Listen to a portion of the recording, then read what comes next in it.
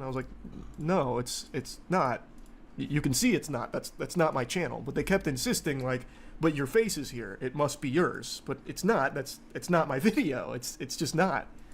So it became pretty obvious pretty quickly they don't really understand the internet. I was there to talk about his reputation. Billy has had a horrible reputation for... I personally believe Billy's reputation was ruined the day King of Kong came out. He looks like a narcissist. In that documentary, which, as noted here, I literally had rewatched right before my appearance here. In that documentary, he literally looks like one of the biggest narcissists you will ever see. And he looks like a bully. He looks like a bad guy. And his reputation has never changed. But anyway, another thing, I don't see it here. Another thing they did was, in one of the videos I made, I went through his cameo just kind of clowning on it. And Billy's team was like, those are all 5-star reviews, aren't they, Charles? And I was like, yeah, they appear to be 5-star reviews. It is important to note that there is botting issues with these services. Like, I believe most of Billy's 5-star reviews, I think a lot of them are probably shilled. That's my personal belief. I can't prove it or anything, but they're like, can't you see there was a lot of people very happy with Billy here? And I was like, those are 5-star reviews, yeah? Which that has nothing to do with anything. I think they were trying to, like, grasp at straws. Like, look, people like Billy. People do like Billy. But yeah, all of this played in court, by the way. I want you to make note of the part, and then all of this, this whole thing left my video ripped for a while. Like, I couldn't believe this here. Like, he's the video game player of the century, not the ultimate player. It's a totally different title, which he could have easily gotten if he wanted to, but he's too busy fucking your mom and every other goddamn groupie that was on his feet after he got the Donkey Kong record. So now he settles for just being the video game player of the century, and thank heavens for that, because he looks the ultimate game of two. There's no living left for the rest of us. So God bless that he held himself back. Like, I don't know why they're playing. What does that do? This is evidence that they submitted.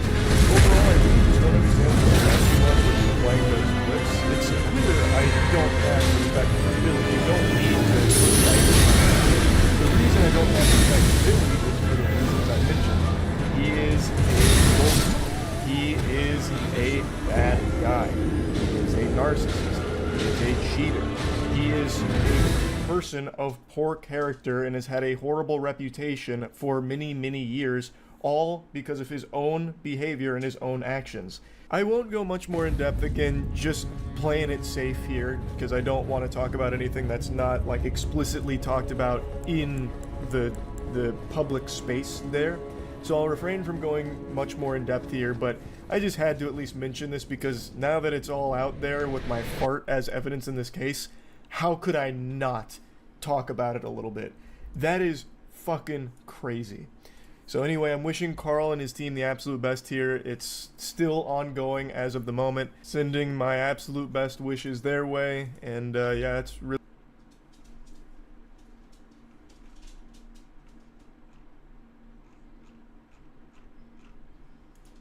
Of going through the similar stuff that we've been talking about, trying on the cynicism and the resentment. There's a drug aspect to it. There's a pull for that. If you talk shit about somebody to take somebody down, I mean, there is some pleasure in that. There's a dark pull towards that. That's the sadistic. And I think a lot of people, I mean, when you say sadistic, it makes it sound like some kind of pathology. It's pleasure in the suffering of others. Right. But I just think that all of us have capacity for that. All humans have the capacity for that. Yeah, some more than others, but everyone is some. And when you're young, you don't understand the full implications of that on your own self.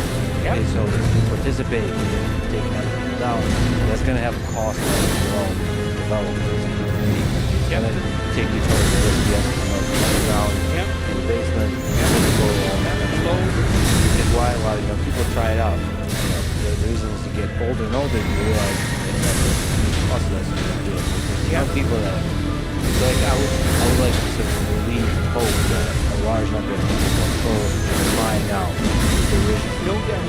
And then so they can be saved. They can be helped. They can be shown that there's more growth, there's more flourishing. celebrating other people, and actually, and criticizing ideas, but not in the way of derision or LOL, but by formulating your own self in the world, by formulating your ideas in a strong, powerful way, and also removing the cloak of enemy, just standing behind your ideas, and having responsibility. I think all of that is right. I think the idea that that's more likely to occur among young people, that's clear. People as they mature get more agreeable who actually know that what you said is true technically. It's definitely the case that there's an innate tilt towards pleasure in that sort of behavior, and it is associated to some degree with dominance driving. And I do think it's true, as you pointed out, that many of the people who are toying with that pattern can be socialized out of it. In fact, maybe most even the repeat criminal types tend to be cis in their late 20s. So imagine that, so 1% so imagine that 1% are the people that you're really concerned with. They often have stable patterns of offending that emerge very, very young, like even in infancy, and continue through adolescence and into adulthood. If you keep them in prison until they're in the middle of their late 20s, and that might be, these, if they understand that, might just be delayed maturation. So, are most people salvageable? Yes, definitely. Is everyone salvageable? Well, at some point it becomes difficult to want to be selfish. That's a problem. But then it also becomes something like, well, how much resources can you devote? Like, the farther down the rabbit hole you've gone, the more energy it takes to haul you up. So there comes a point where the probability that you'll be able to give enough resources devoted to you to rescue you from the pit of hell that you've dug is zero. That's a very sad thing, and it's very hard to be around in that situation. Very, very hard. And it seems that it's more likely that the leaders of movements are going to be psychopaths, followers of movements psychopaths. Walk with ideology. Well, we know that what you said is true historically, largely, because Germany was successfully denazified. And it's not like everybody who participated in every element of the Nazi movement was brought to justice, not the least. The same thing happened in Japan. So, to some degree, the same thing happened in South Africa, right? And so, and it's the case, for example, also in the stories that we were referring to earlier, the biblical stories, the patriarchs of the Bible. Most of them are pretty bad people when they first start out. Like Jacob, Jacob is the one who becomes Israel. He's a major player in the biblical narrative. And he's a pretty bad actor when he first starts out. He's a mama's boy, he's a liar, he steals from his own brother, and he names him he deceives his father. He's a coward, you know, and yet he fights around. But be careful. Leaders are the but then it's not always clear to know who's good. It's hard. You have been through some dark places in your mind, right? What have been some of the darker hours in how did you find the light? Well, I would say I started contending with the problem of evil very young, 13 or 14. And that's been the main, that was my main motivation of study for 30 years, I guess, something like that. You can fuck me up. At the end of that 30 years, it became more and more, I became more and more interested in fleshing out the alternative. Once I became convinced that evil existed, and that was very young, I always believed that if you could understand something well enough that you could formulate a solution to it. But it turns out that seeing evil and understanding that it exists is less complicated than a technical description of its opposite. Like, what is good? You can say, well, it's not that, for sure. It's not Auschwitz. How about we start there? It's as far from Auschwitz as you can get. It's as far from enjoying being an Auschwitz camp guard as you can get. Okay, well, where are you when you're as far away from that as you can possibly get? What does that mean? And it does have something to do with play, as far as I'm concerned. Like, I think the antithesis of tyranny is play. So that took me a long time to figure out that specific. And so that was very dark. Like, I spent a lot of time studying the worst behaviors that I could discover abstractly in books, but also in my clinical practice and in my observations of people. And so that's rough. More recently, I was very ill and in a tremendous amount of pain. Like, that lasted pretty much without any break for 3 years. And what was particularly useful to me then was the strength of my relationships, my immediate relationships, my friends. Also the relationships that I established more broadly. By the time I became reasonably well known, people were very supportive when I was having trouble, and that was very helpful. But it's certainly the case that it was the connections I had, particularly with my family, but also with my friends, that were the saving grace. And that's something to know, you know. I mean, it's necessary to bear the burdens of the world on your own shoulders, that's for sure, the burdens of your own existence and whatever other responsibilities you can mount, but that by no means means that you can or should do it alone. And so, you know, you might say, well, welcoming the adversity of life as a redemptive challenge is a task that's beyond the ability of the typical person, or maybe of anyone. But then when you think, well, you're not alone, maybe you're not alone socially, you're not alone civilian, maybe you're not alone physically as well. You know, there's an insistence, and I think it's true, there's an insistence, for example, in the Old and New Testament life, that the more darkness you're willing to voluntarily encounter, the more likely it is that the spirit of Abraham and the patriarchs will walk with you. And I think that's right. Like, I think it's sort of technically true in that the best parts of yourself make themselves manifest. If you want to think about it that way, the best parts of yourself, whatever that means, make themselves manifest when you're contending actively and voluntarily with the most difficult challenges. Why wouldn't it be that way? And then you could think, well, that's yourself. It's like, well, are the best unrevealed parts of you yourself? Well, no, they're a kind of metaphysical reality. They're not yet manifest. They only exist in potential. They transcend anything you're currently capable of, but they have an existence. You could call that yourself, but like, it was Jung's contention, for example, with regards to such terminology, that the reason we use the term self instead of God is because God was dispensed with, let's say, by the processes Nietzsche described. We just found the same thing deep within the instinctive realm, let's say. We found it at the bottom of things instead of at the top. It doesn't matter. It doesn't matter. What matters is whether or not that's a reality. I think it's the fundamental reality, because I do think that the deeper you delve into things, this is what happens to Moses. So Moses is just going about his life. He's a shepherd. He's an adult. He has wives, he has children, he has responsibilities. He's left his home and he's established. So things are pretty good for Moses.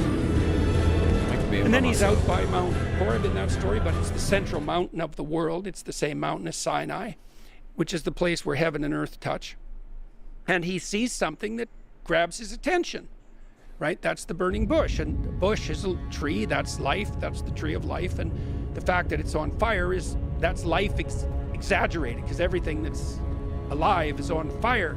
And so what calls to Moses is like the spirit of being itself, and it tracks him off the beaten track, and he decides to go investigate.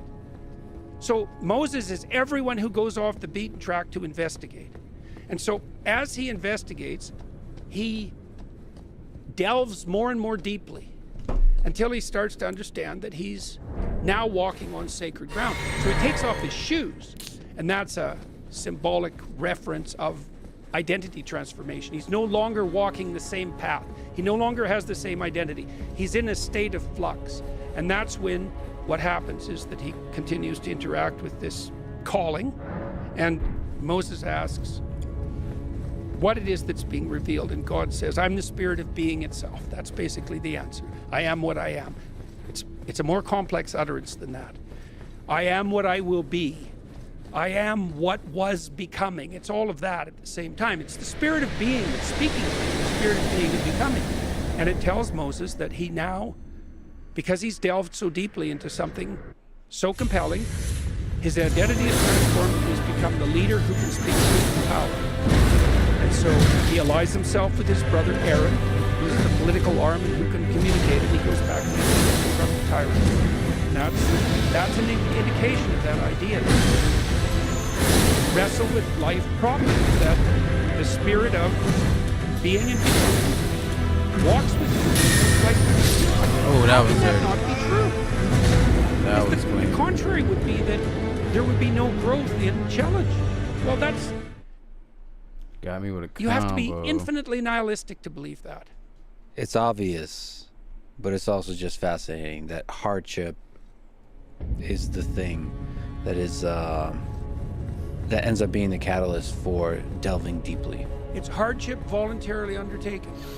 Well, and it's crucially true. Look, if you bring someone into therapy, let's say they're afraid of elevators, and you trick them into getting near an elevator, you'll make them worse. But if you negotiate with them so that they voluntarily move towards the elevator on their own recognizance, they'll overcome their fear and they become genuinely brave. It has to be voluntary. See, I gotta push back and explore with you the question of voluntarily. Let's look at Nietzsche. Yeah. He suffered several health issues throughout his life. Migraines, eyesight issues, digestive problems, depression, suicidal problems. And yet he is one of the greatest minds in the history of humanity. So were these problems that he was suffering arguably involuntarily feature or above? That's correct. Job. Because Job is a good man. Put me through God the ringer. himself- And the same comes along and says to God, I see you're pretty proud of your man there, Job. God says, yeah, he's doing pretty well. And Satan says, I think it's just because things are easy. Let me have a crack at it and see what happens. And God says, yeah, I think you're wrong. Do your word. Right, and that's how people feel with these slings and arrows come at them by Satan and Nietzsche. Well, Job's response to that, now the story's set up so that what befalls Job is actually quite arbitrary, right? These catastrophes that you're describing. The volunteerism in Job is his refusal to despair even in the face of that adversity. And that seems like something like an expression of voluntary free will. He refuses to lose faith. And the way the story ends is that Job gets everything back. And so that's this fantastic story. And a cynic might say, well, the ends don't justify the means. I said, fair enough, but that's a pretty shallow interpretation of the story. What it indicates instead is that if you're fortunate, because let's not forget that, and you optimize your attitude even in the face of adversity, that it's not infrequent in the case that your fortunes will reverse. And I found that in many situations, the journalists whose goal was most malicious in relation to people, who were most concerned with proving their own, fostering their own notoriety and gaining social status at my expense, were the ones who did me the greatest favor. Those were the so that's interesting. They were definitely the places where the most disaster was at hand. And I felt that in the aftermath. Every time that happened, my whole family was destabilized for like 2 months because it wasn't obvious at all which way to go. But you leaned into that in the sense that there's this kind of transformation of the involuntary to the voluntary. Basically saying, bring it on. That act of bring it on turns from hardship, voluntary hardship into voluntary hardship. Well, not necessarily. let's say, but you could say that's your best bet. Well, you know, I'm never going to say that you can transcend all catastrophe with the right attitude, because that's just too much to say. But I could say that in a dire situation, there's always an element of choice, and if you make the right choices, you improve the degree, you improve the chances of success to the maximum possible.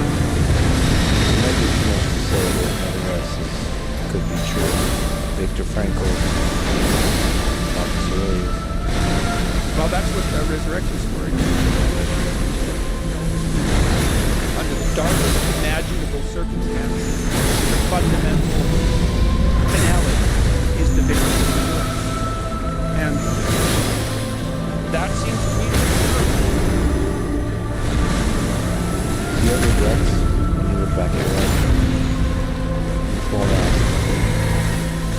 Well, as I said, I was very ill for about 3 years. Seriously. This is no lie.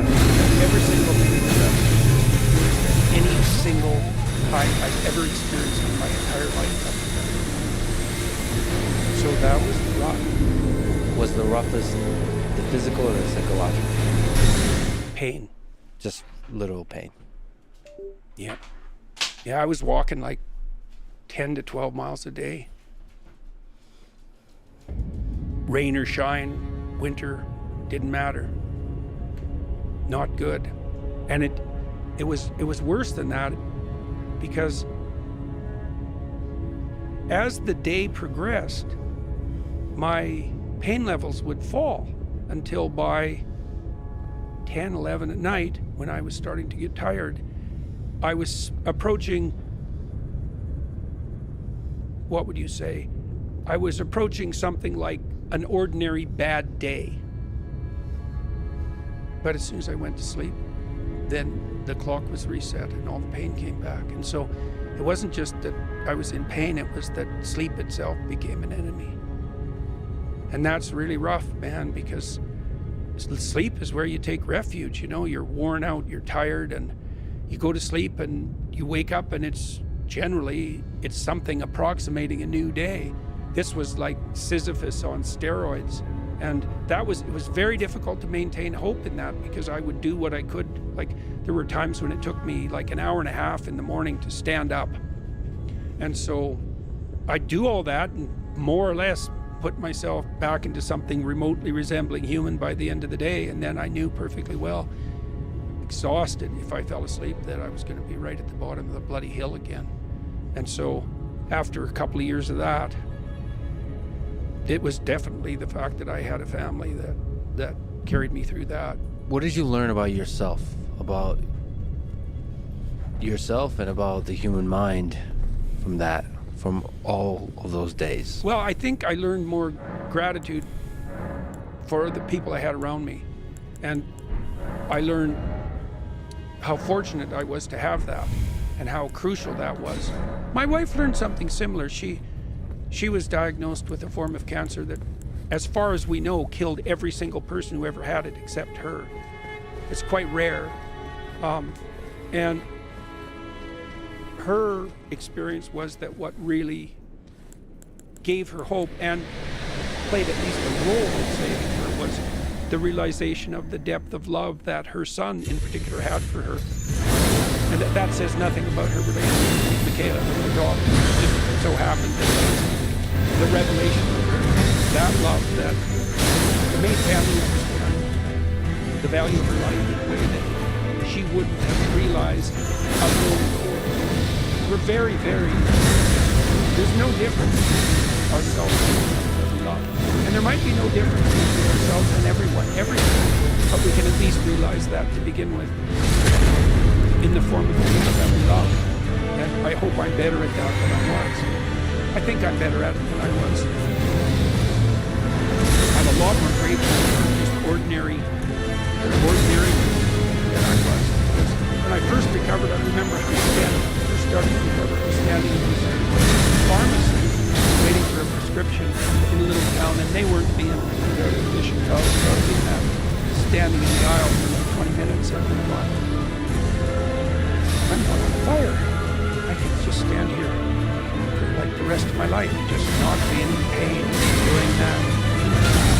You know, that would have been something that before that would have been, you know, I would have been impatient, raring to go. I didn't have 20 minutes to stand in the middle of an aisle. And I thought, well, you know, if you're just standing there, you're not on fire, things are a lot better.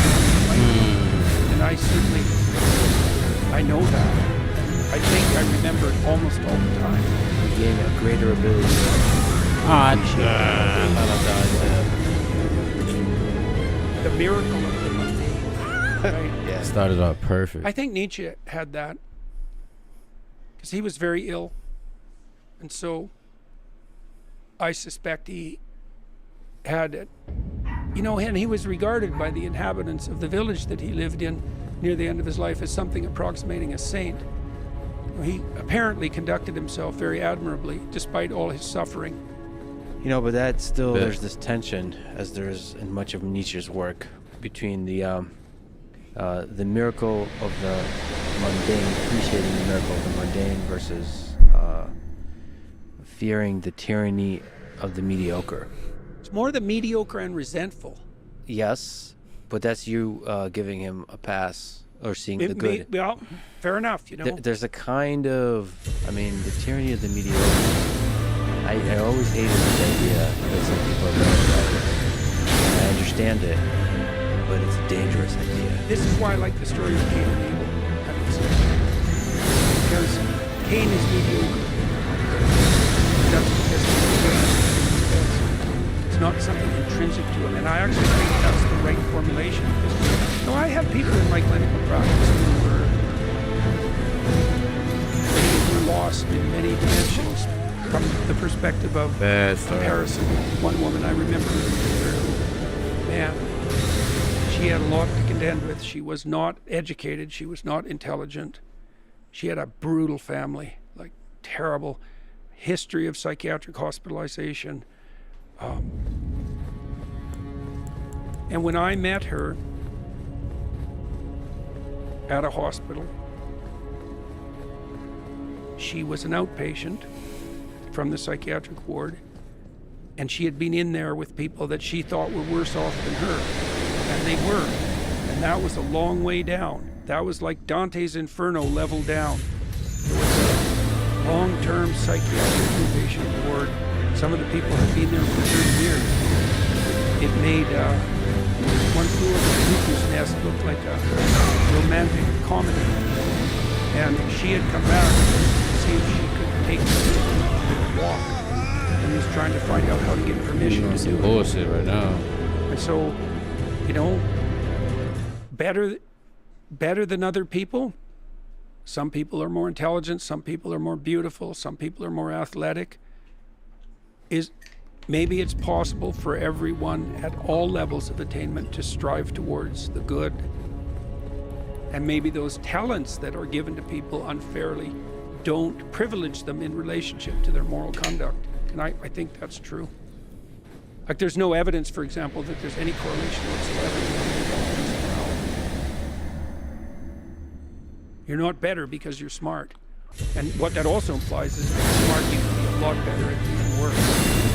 I think for myself, I'm just afraid of dismissing people because of my perception of that. Yeah, well, that's why we have that metaphysical presumption that everybody's being able to go. Right? Despite that immense diversity of apparent ability, there's that underlying metaphysical presumption that, yeah, we all vary in our perceived and actual ability in relationship to the proximate goal, but all of that's independent of the question of axiomatic worth. And that, preposterous as that appears to be, it seems to me that societies would accept it as a fundamental axiomatic presumption are always the societies that you want to live in if you have a choice.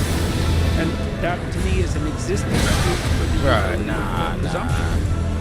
And also, of course, you treat people in life.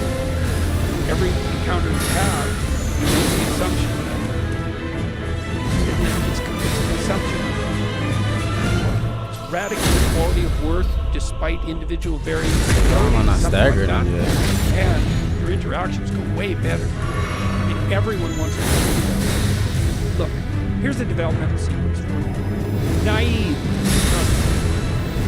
hurt, and cynical. Okay, well, is hurt and cynical better than naive and trusting? It's like, yeah, probably. Is that where it ends? How about cynical and trusting? As step 3. Right, and then the trust becomes courage. It's like, yeah, I'll put my hand out for you, but it's not because I'm a fool. And I think that's right, because that's the reinstantiation of that initial trust, right, that makes childhood magical and paradisal.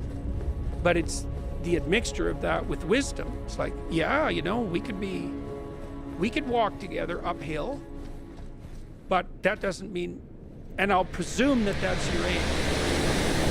But that doesn't mean that I'm not going to watch. What's a better life? Cynical and safe, or hopeful and vulnerable to be hurt?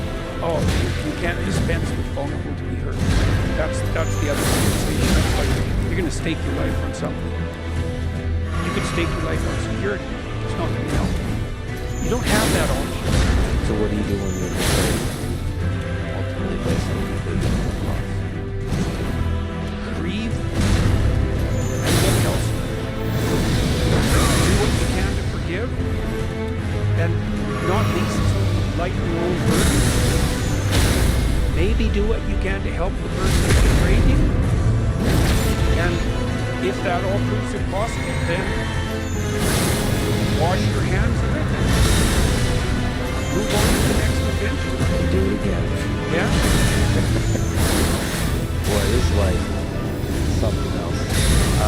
We've been talking about some heavy, difficult topics, and we've talked about truth in nature lectures and elsewhere. When you think, when you write, when you speak, how do you find what is true? You know, Hemingway said, all you have to do is write one true sentence. Yeah. How do you do that?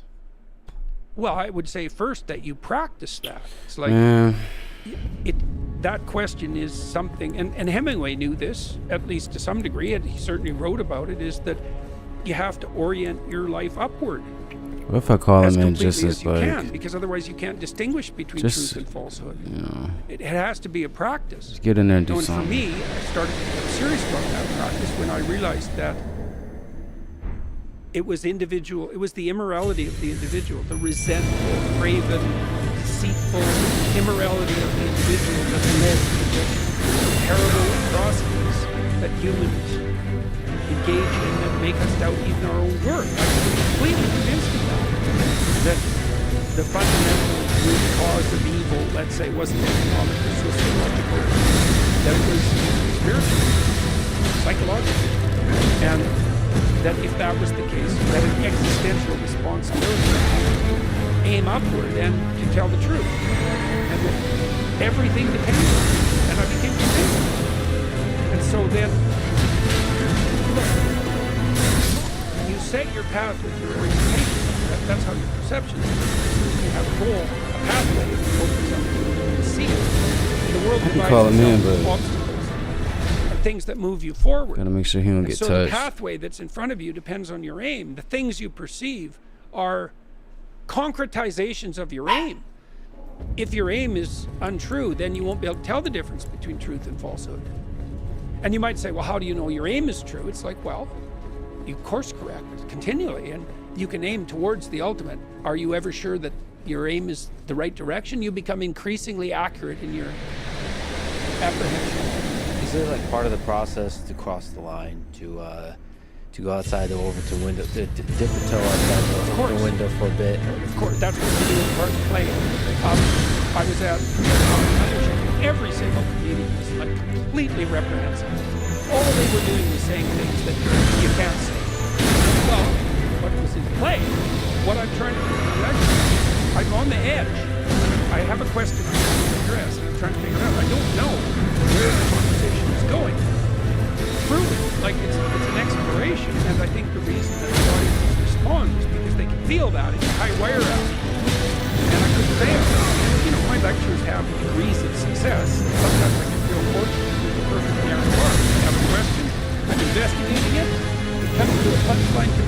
just at the right time, it's like the whole act is complete, and sometimes it's more fragmented, but I can tell when the audience is engaged because everyone's silent, except maybe when you're laughing.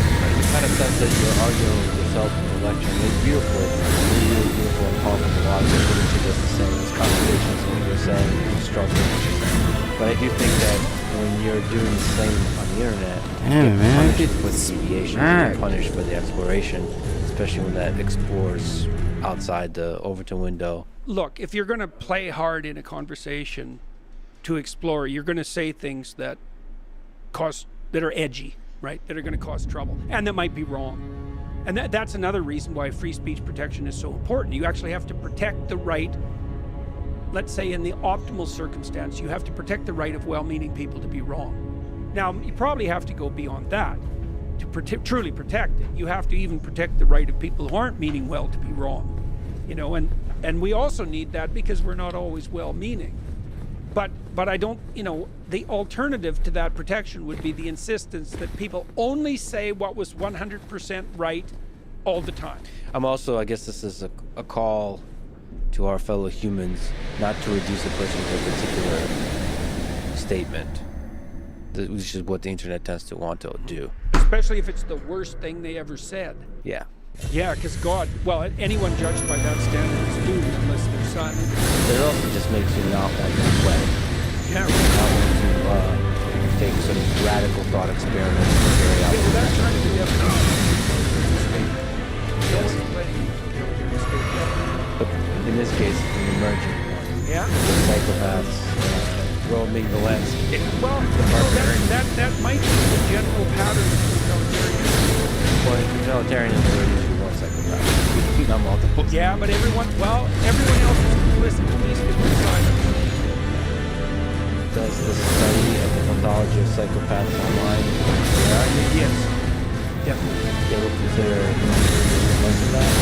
Yes. Yes. Definitely. But, you know,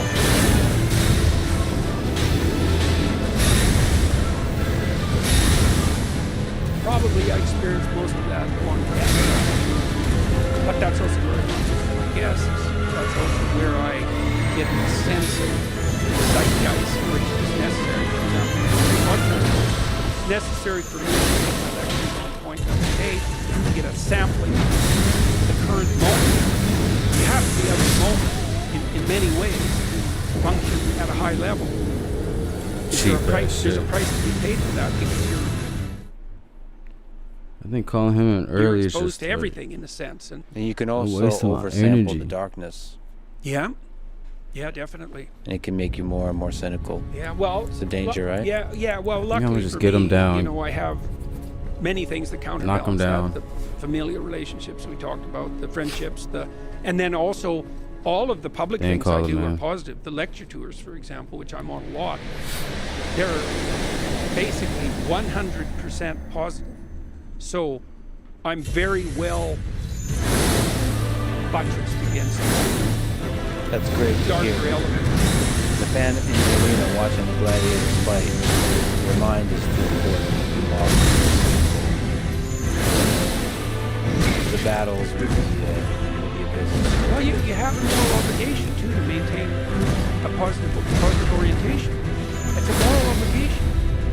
The future is, of course, rife with contradictory possibilities, and I suppose in some ways the more rapid the rate of transformation, the more possibility for good and making itself manifest at any moment. But it looks like the best way to ensure that the future is everything we wish it would be is to maintain faith that that is the direction that will prevail. I think that's a form of moral commitment when it's not just naive optimism. Well, Jordan, thank you for being courageous. The light and the darkness from people. Thanks very much for the invitation. It's always a pleasure to see you. And you're doing a pretty decent job yourself about there illuminating dark corners and bringing people upward. I mean, you've got a remarkable thing going with your podcast, and you're very good at it. Thank you, Jordan. Thanks for listening to this conversation with Jordan Peterson. To support this podcast, please check out our sponsors in the description. And now, let me leave you some words from... Ooh.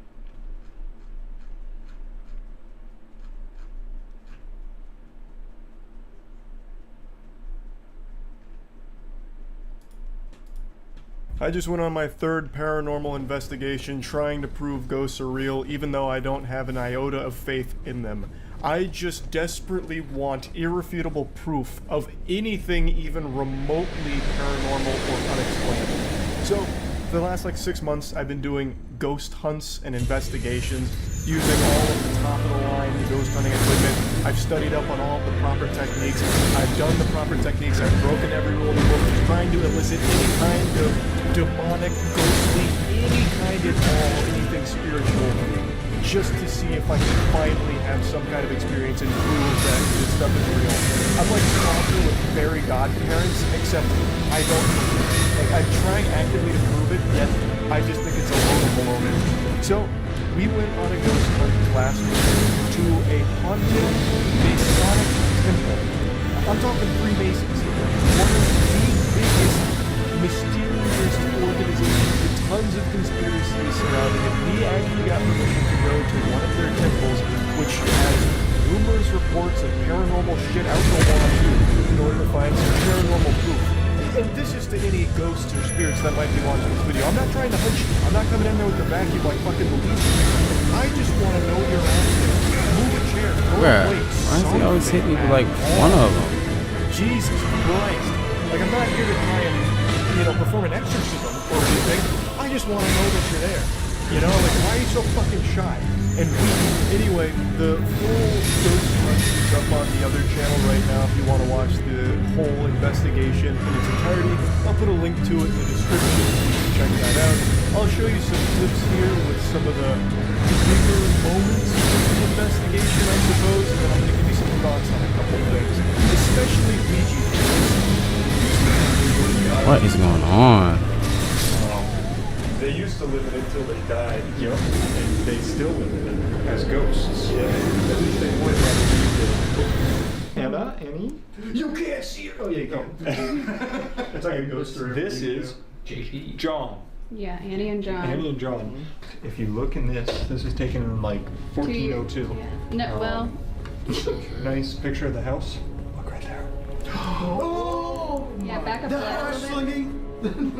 Supposedly that's Annie. Yeah, that's Annie. 2 years after she died. So.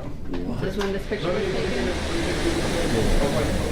Should definitely mention that since this is still an active Masonic temple, it has security cameras set up. So what you're going to see being reflected in the background isn't spotlights, it's the security camera lights that are bouncing back the IR, so it makes it look like this place is lit up, fully lit up. It's not. So it was pitch black when we were there, but on night vision and IR, it looks like the lights are just on. I think I should explain that.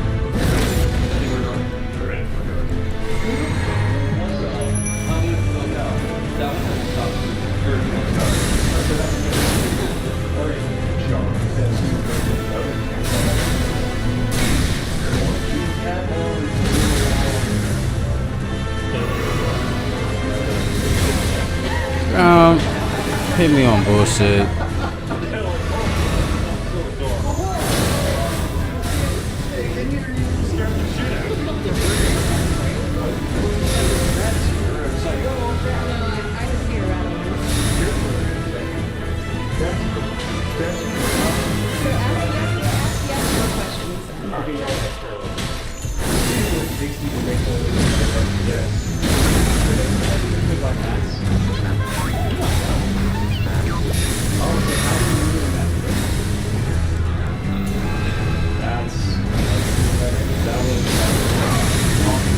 Stupid bullshit again.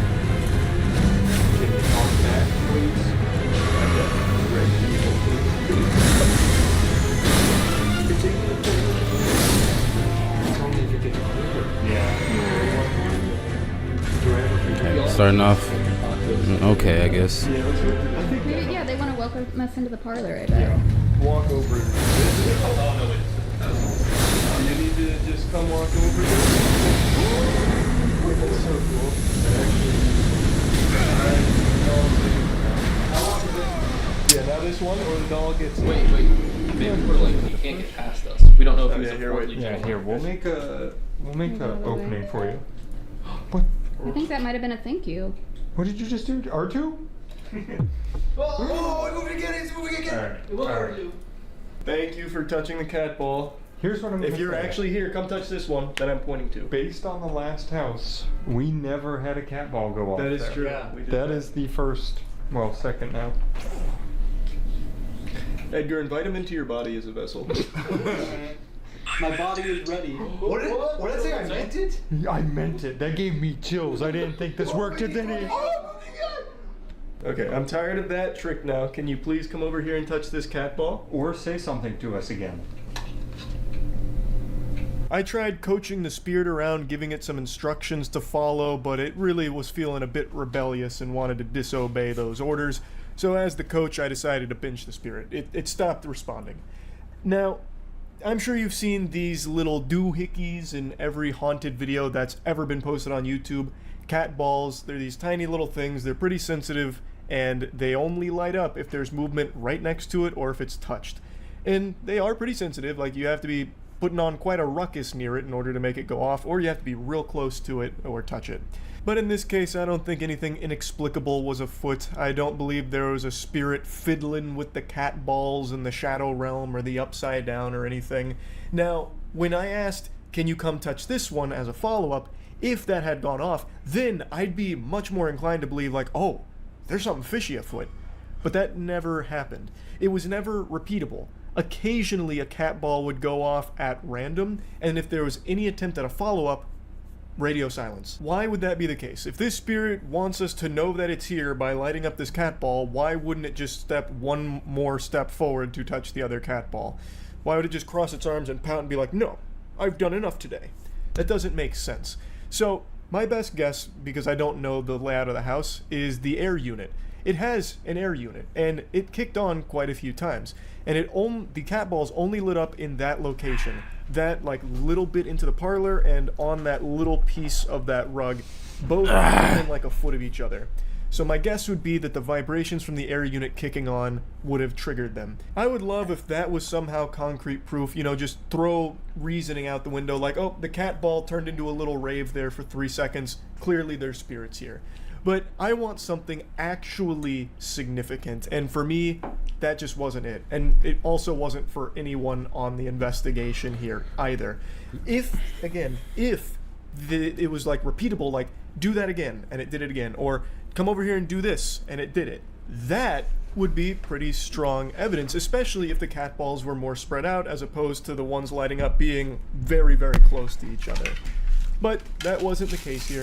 I should also mention we used a phone app as for our spirit box as opposed to just using like a normal spirit box that we've used in the past. Apparently phone apps, according to some people, are actually better for it, so I think that was still fine. It didn't really do anything at all. There was no real communication there, but the words you hear being said to us through Matt's phone are that app translating what's being said through the spirit box. It's very goofy. Yeah, we would have. Alright, spirits, if there's anyone here, you can communicate to us through this Ouija board. Or touching any of the cat balls on your pentagram. Or we've got a phone too. Just yell at us. The ghost doesn't want to see us fight, guys. That's very fair. Oh, that's what he's doing. He's tearing us apart. Oh my god. Oh. All right, Maybe I'm let's be possessed. serious for a second here. Is there a goddamn ghost with us? It's not working, guys. That's not promising. It felt like someone was going to try. Somebody was trying to move. Someone really wanted to just fucking jolt that. It's like drifting Yo. left. Is there a ghost I here? think it's because I. oh my god, you took your fingers Guys, there's... Oh wait, did something move? Over there! Look! We've already assembled the portal. The portal's open. Alright, yeah, well, just leave the planchette portal open. Yeah, it's open. If we can't summon a Masonic ghost, we'll summon Zozo. Talk to us through this now. We've opened your portal. Everybody's coming through. It's fucking Kaiju Central in here. Yep. Ask it. Yeah, with ghosts. I cut the Ouija board section down big time here, Ouija boards are a fucking sham. We use these in every single one of our investigations because there are so many people that subscribe to it. Like, they live or die by the belief that Ouija boards are the real deal. Hooey. Absolute fish paste. These don't do anything. They are toys made by Hasbro. They're not actual portals to the underworld in hell. You can buy Ouija boards at Toys R Us. Well, God rest its soul. Toys R Us is more of a ghost than any of the spirits we've ever encountered. But you used to be able to buy them at Toys R Us. Ouija boards don't do anything.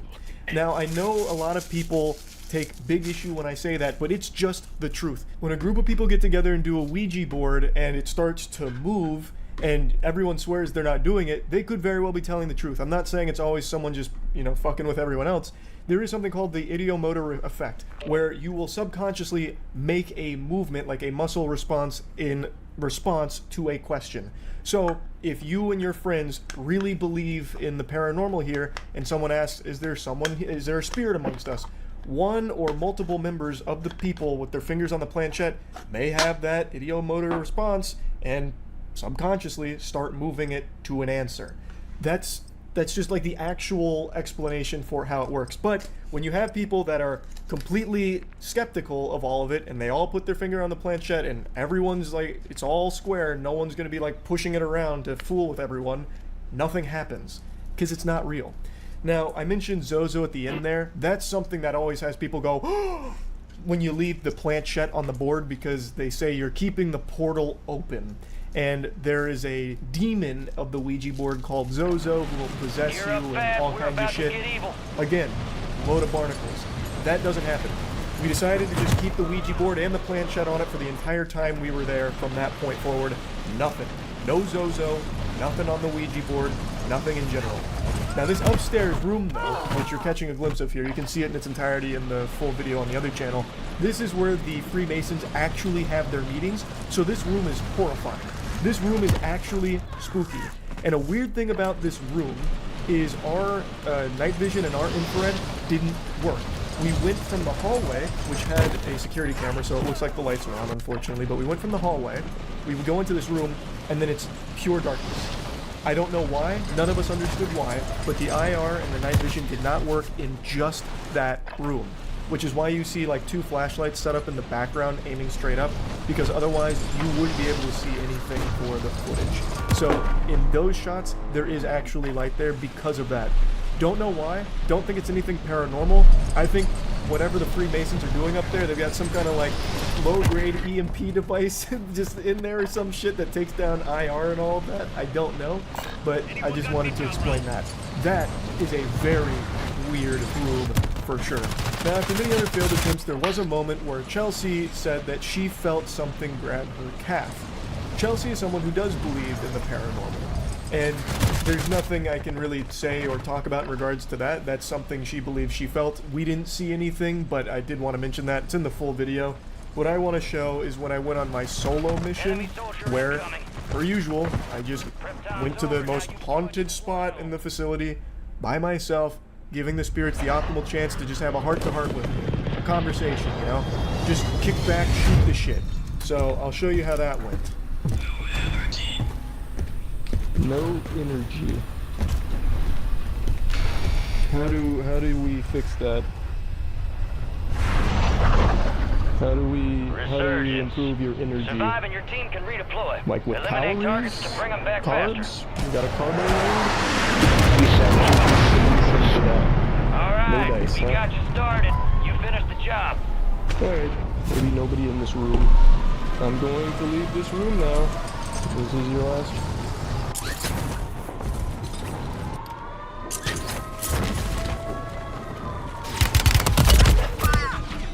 Need medical aid. Oh, you can't. Targets are up. Get after them. Shot me out the air, bro.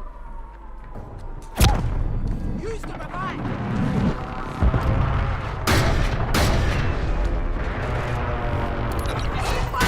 Target mark.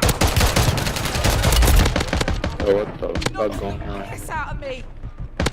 Oh, Almost came to a sticky end. Located the rest of them. Squad mates redeploying. Well done.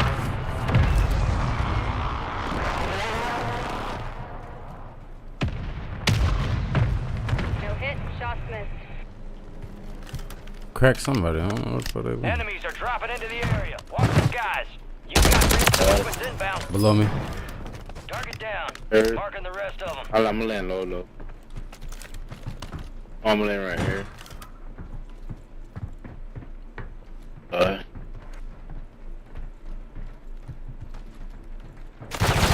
Getting lit up.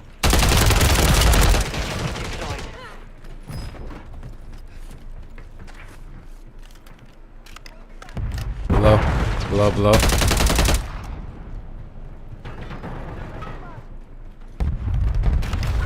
Here. Oh, fuck. Don't make me call your parents. Back to the hunt. Enemies dropping into the AO.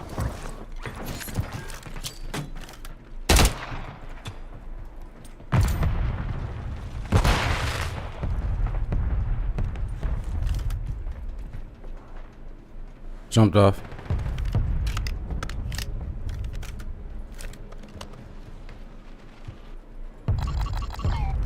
Flying over there. Good kill. Marking the rest of that squad on your tac map. The lowest ammo Get room. hunting.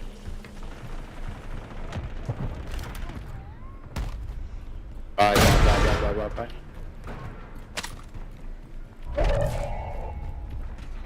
You're losing ground. Move it. Taking effective fire.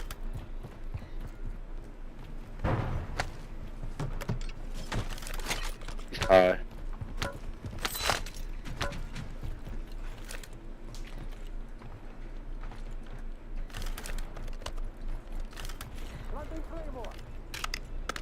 Decon. All right, your squad's in the safe zone.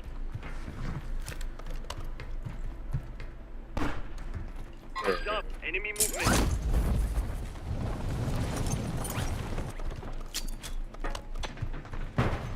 Dropping ammo.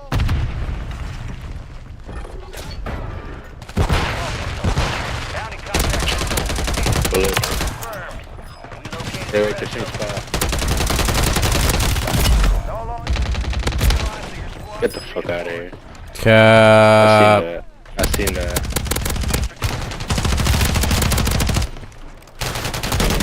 Bullshit.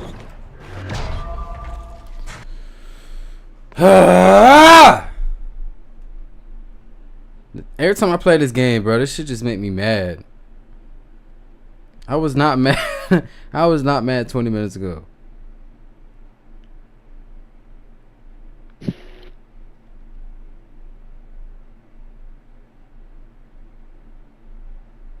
This is what I'm buying, bro. This is what I already bought.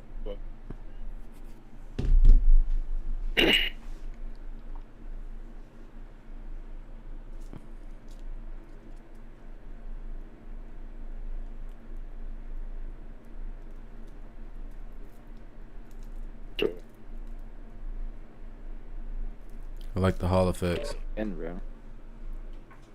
I'll try the Hall effects out. Never had them.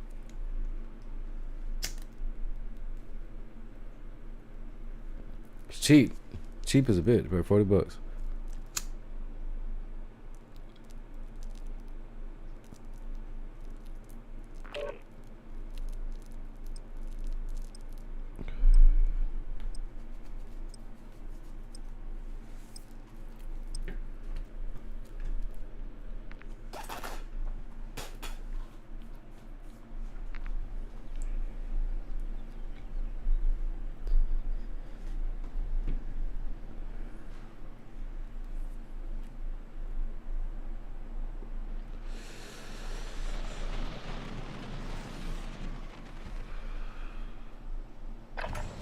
Check your gear and weapons. We'll be deploying shortly.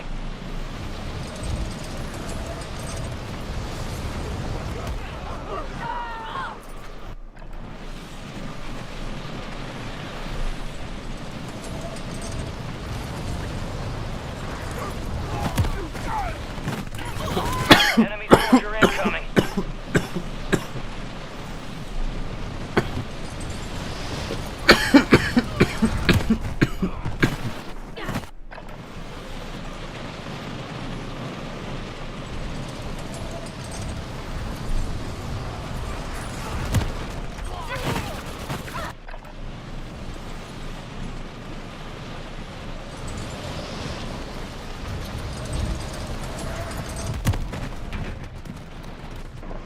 dropping into the AO.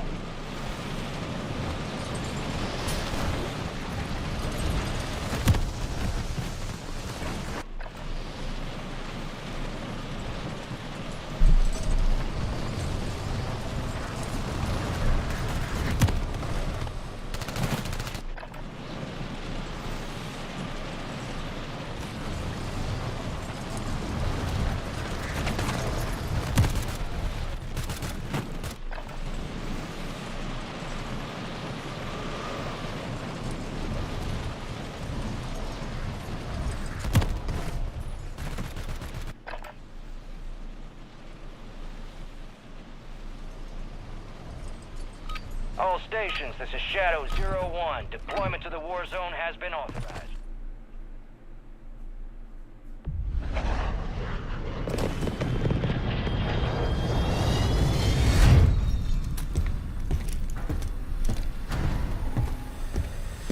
It's an Xbox feel.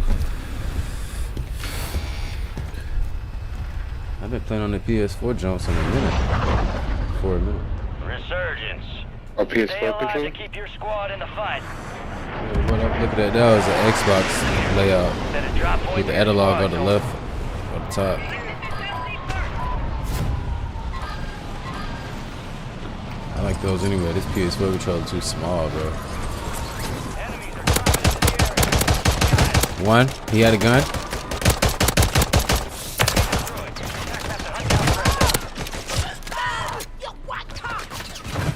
From where? Across? North side? Go on, get up, get up, get up. Somebody else killed his Another gun.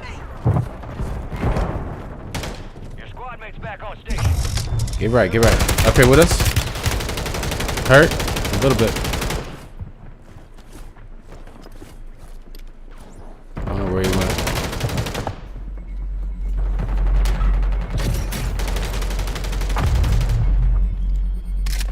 Let's move. Friendly buy station Oh, deployed. that's for.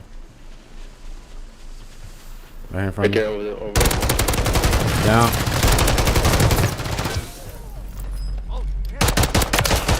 Marking the rest of that squad on your TAC map. Go get hunting. Deployable buy station ready.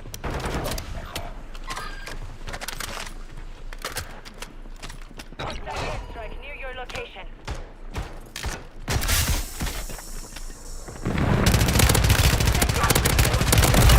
Two down. That's all three.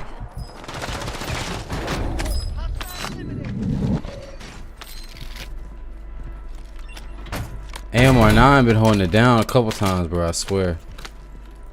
You back here?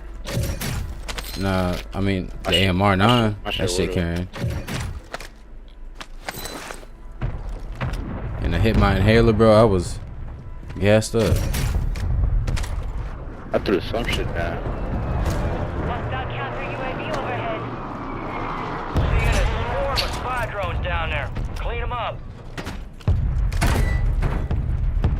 Enemy movement. Head to my left. Or Close to me on the right. Gas is moving.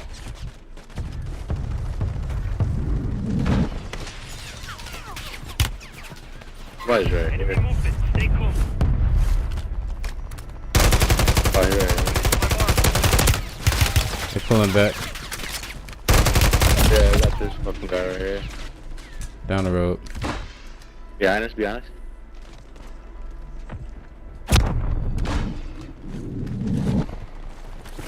Your squad made it to the They're going safe tunnel. zone. Friendly Guardian is On me? The stairway. Correct. Keep it.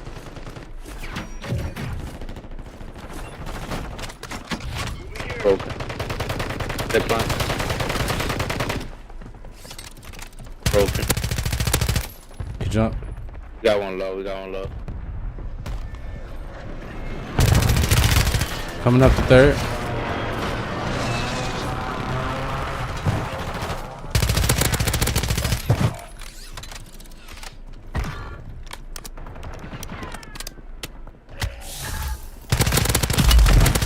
Two down. Loadout drop inbound. Nice. Fight. Marked remaining operators from that squad. Hunt them down.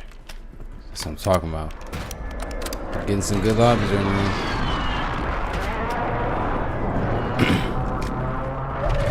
There's some fair gunfights. That's Only all I can 25 say. left. Keep up the good work. We just gotta replay together. Stay together. Them these motherfuckers do. Keep your eyes That's up coming. for prize Getting loaded. contracts. You'll earn more buck for your bang. Spy We can buy drone it. still We got can our buy it. We can intel. buy it. Get it back. Shut up here. Come on, bro. 13 millisecond lag. That's what I'm fucking talking about.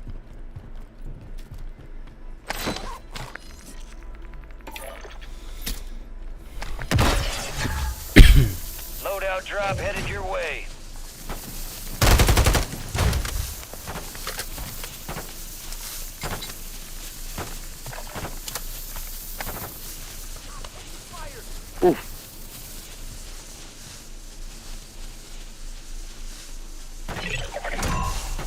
All right. Swarm's done for. Contract's complete. Good work. Look, they were shooting.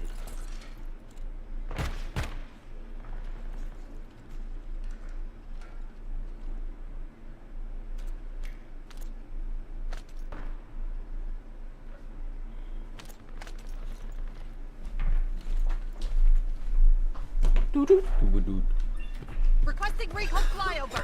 Uh-oh. Uh-oh. Tunnel. We'll go tunnel or... Hold. I I'm just holding. fucking camped that hard. I'm holding, bro. This rank.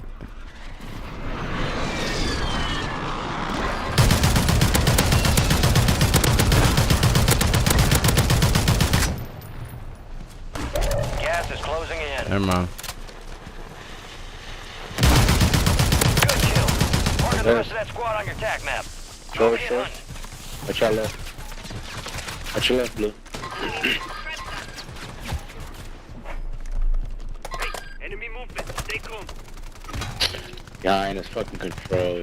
Be advised, you still have Yeah. squad mates outside the safe zone. Oh, tunnel. Watch tunnel. There's a guy in tunnel that could. We're going for. I think we should go back to control. Yeah. We Your too squad out mates there. back on station. Good work. I ain't want to go that far. Hey, load out.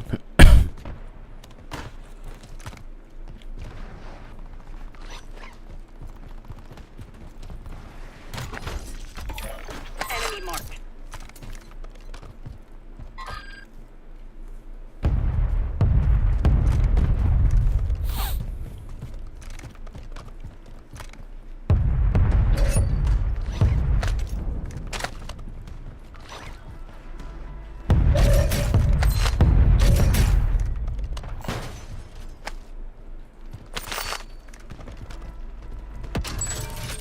Fire sale active. Buy station prices have been reduced.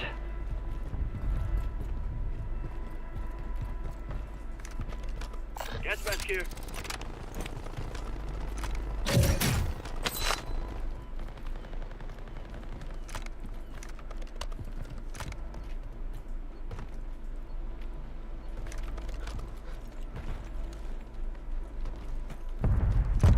Recon overhead.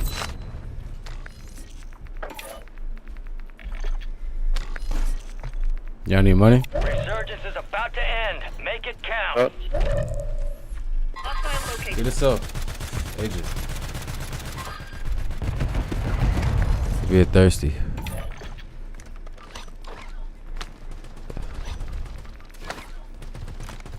Agent self. Agent self.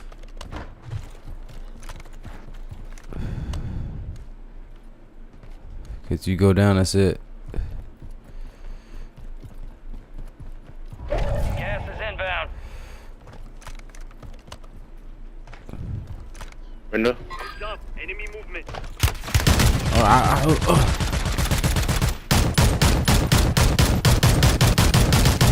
All squad members are in the safe zone. Hostile located.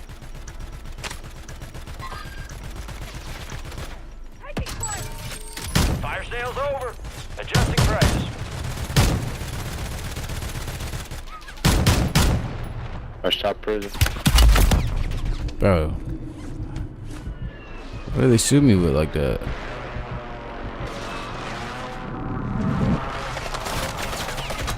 What? Football's brought me closer to I'm death. saying.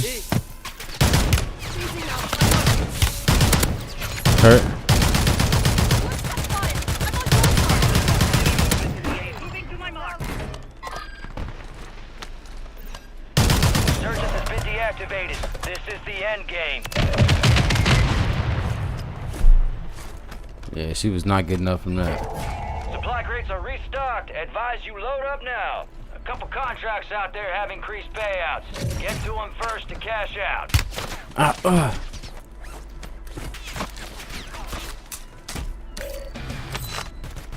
Another gas. Need some more ammo. Finna go back down here.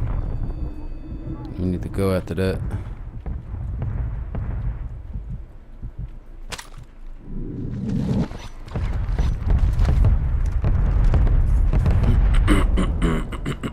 You got gas moving in. Hostile located. 10 remain. You're almost done here. Cancel my last. Head to the safe zone. Our counter UAV is active. Enemy movement.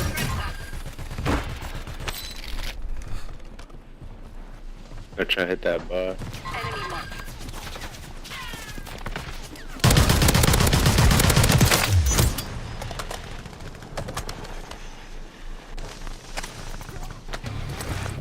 See if anybody drops.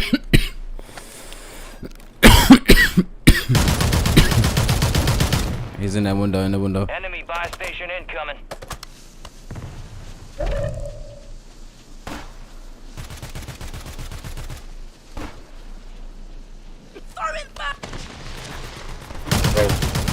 He's hurting. Be advised, UAV is Come on, exiting the come on. AO. I don't Be want advised, enemies deploying a buy station. Cracked him. Shit, bro. Gas is closing in. Still got him. Move to the safe zone.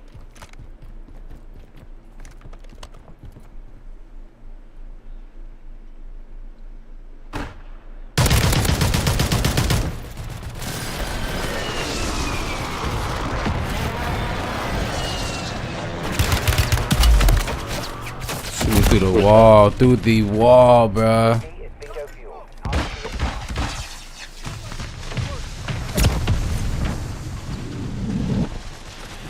He's right here, right here.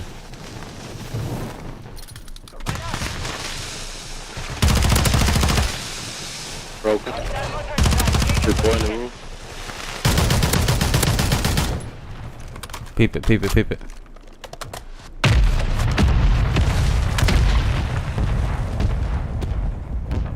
Us and them. Advise you head to the safe zone. You got a lot of ground cover. Got one on the roof. Yep. Broken.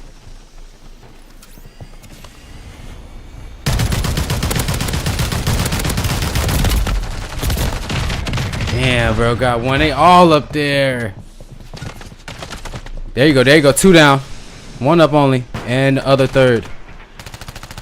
I think they fighting each other. 4 remaining. It's on you, bro. Come on.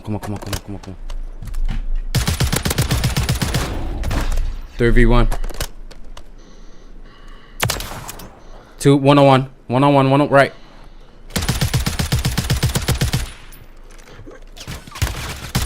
Lock in. You got it. That's a win. Way to take what's yours. Adrian. Yes, sir. I thought it was actually in it.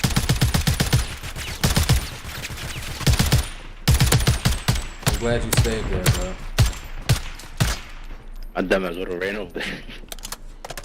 If you would do what I did, I think we would have got there. I think We played it Looks good like you though. We poked played a it bear. soft. Let's get you back home. I think that's how we gotta play now. Well, that was a nice game. how much I had kills I had 20? I don't know. Felt like it.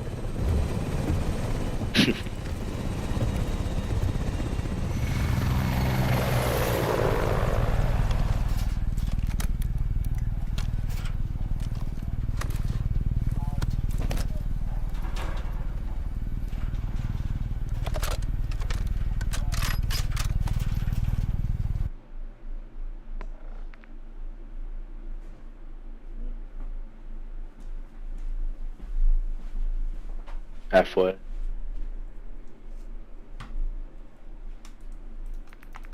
Can't check in what I had. How much points I had that game? I'm fucking sure. I seen 125.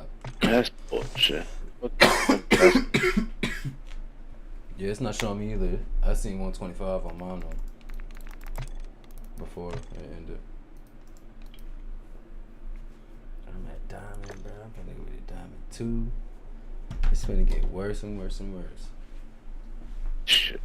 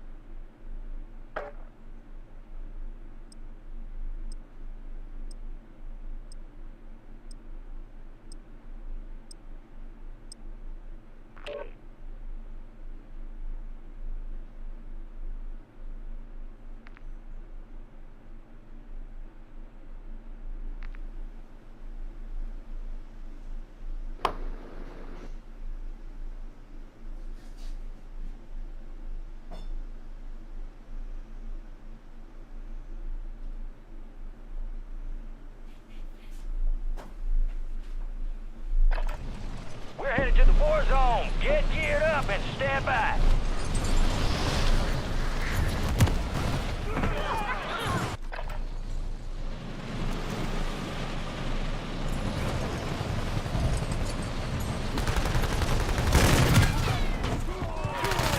Enemy soldier incoming.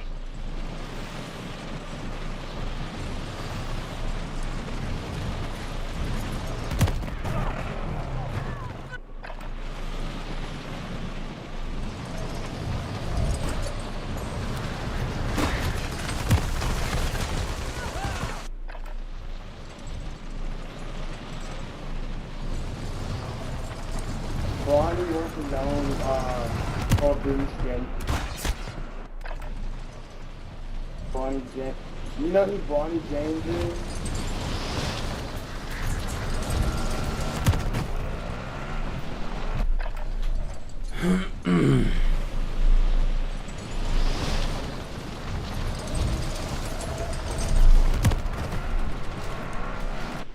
Chance to make your presence known if there's something you'd like to say or show or anything like that. Now's the time. Enemies dropping into the AO. It was worth a shot. Maybe on the camera footage you'll see something. It's closer Ashley. Well, I moved closer, but there's no Ashley. Are you Ashley? All stations. Alright, I'm leaving again. Stand by for deployment. That sounded like a bunch of fucking mumbo jumbo. I only spent like 10, maybe 15 minutes up there, and there was just nothing happening. It's always so boring doing that.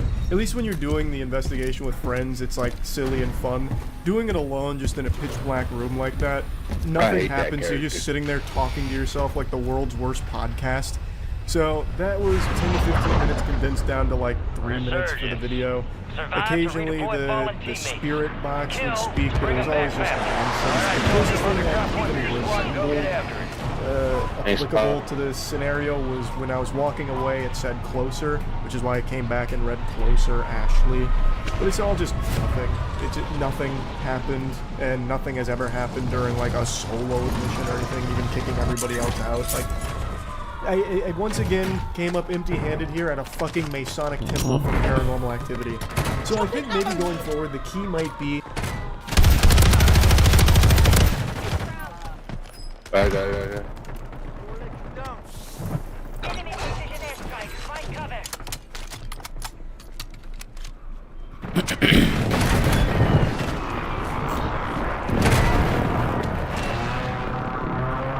Come on. Second. Enemy soldier incoming.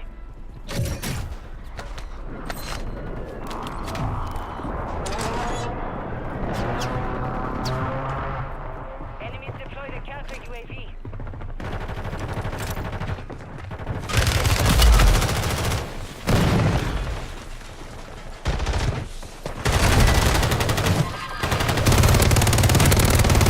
Enemy destroyed. Use your tac map to hunt down the rest of them. What? Hostile airstrike near your location. Moving this way.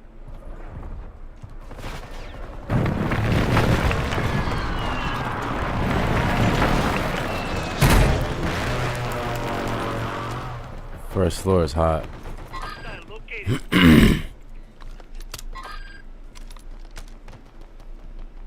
Real steer train.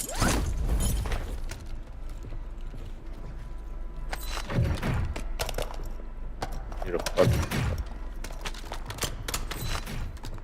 Requesting ordnance. Position marked. Enemies are dropping into the area. Watch the skies.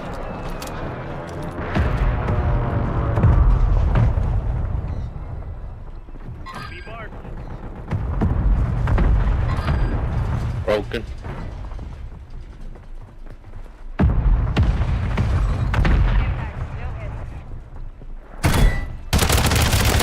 Got one down. Second. Broken.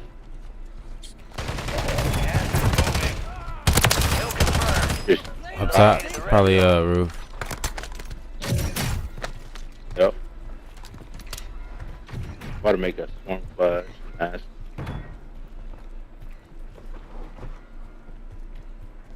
Where you at? Up here. Enemy movement. Here.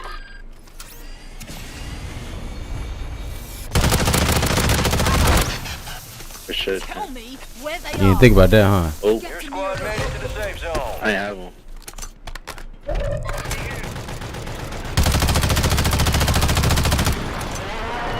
kill. Marking the rest of that squad on your tac map. Get hunting. Broke one. One up here.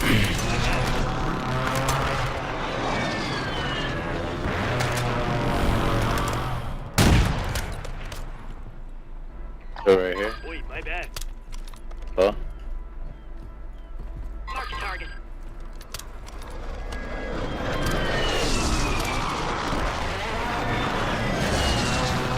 Friendly loadout drops on the way. Fine. Let's about load up. Careful. Sure. got cash here. Here. Requesting recon flyover. Hostile counter UAV overhead.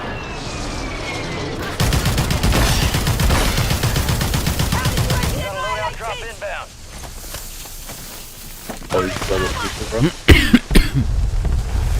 See all those fishies over there? Oh, I'm done. Enemies dropping into the AO.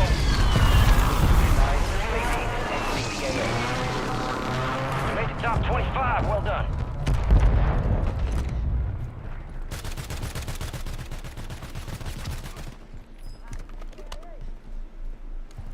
Water. Right here. Wait, my bad. Gotcha. One's pushing up. Right here.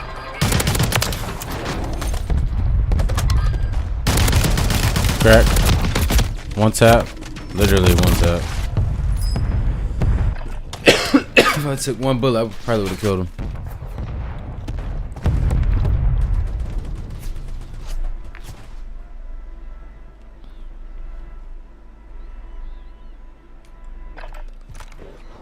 Choosing places that actually have nobody, like, at all there. Like, buildings that nobody.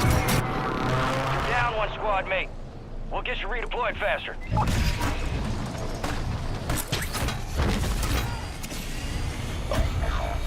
They below you, they below you. Coming out now, coming out now.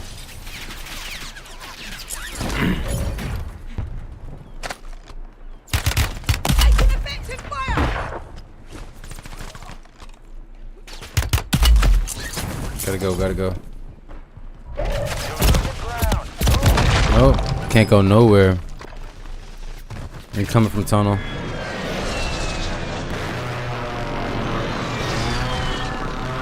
Stay up, big. I gotta reset. Gotta go somewhere different. All squad members are in the safe zone. Yep. You're back on station. Go Finna get go after it. stronghold.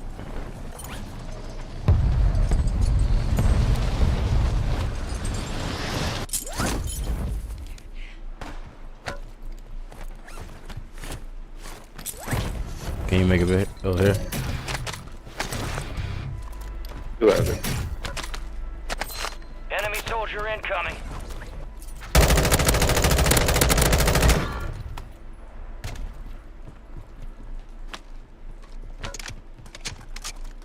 Target down. Marking the rest of them.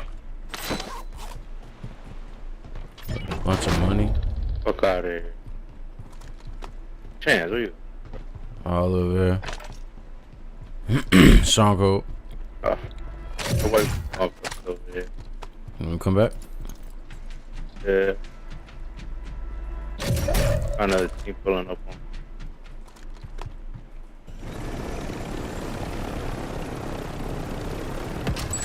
Stronghold Fire safe. sale is active. Buy station prices are adjusted. Enemies dropping into the AO. I got one Ouch. right here. Enemy movement. Just killed myself. Moving into my mark. Underwater.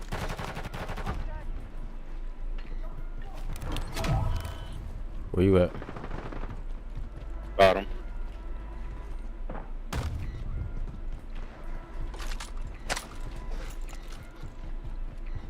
Come on. Get ready. Resurgence Okay. window is about to close. Probably mid. Roof. Third.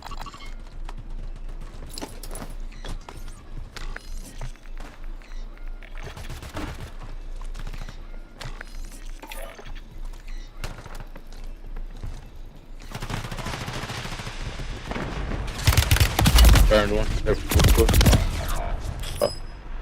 This goddamn delay. Got gas moving in.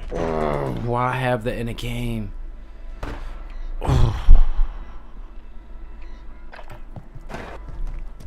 Why I gotta wait a minute to call in the airstrike? Come on.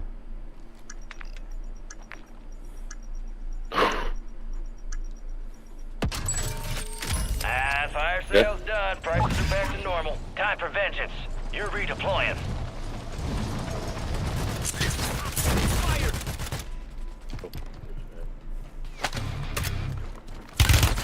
Close. Where? Pull. Go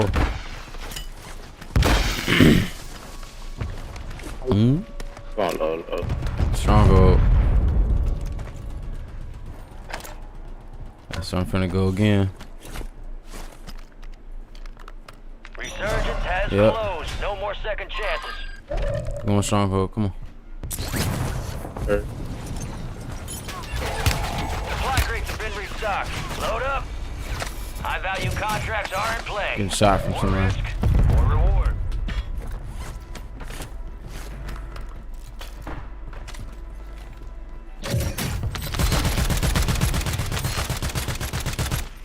There. Enemy movement. Stay calm. Come on to the back. You load up. Give me Yep. I'll do money at the bar.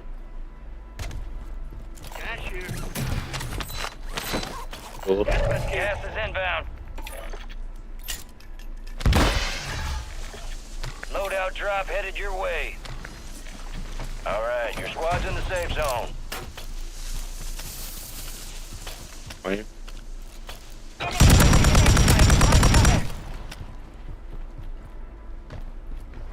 Where are you? No, get the fuck out of here. Teammate chase me. Nine left. Keep the pressure on. Watch out, bro. You got three. Tried.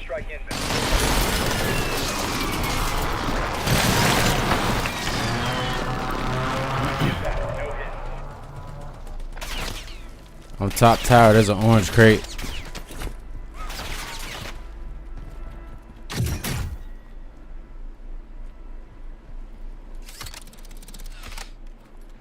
Oh, cap.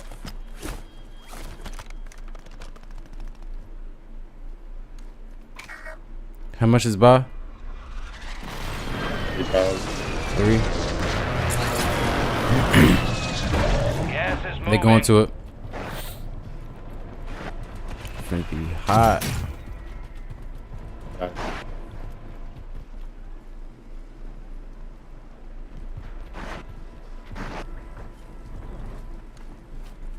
Slow down. It's 3 of them.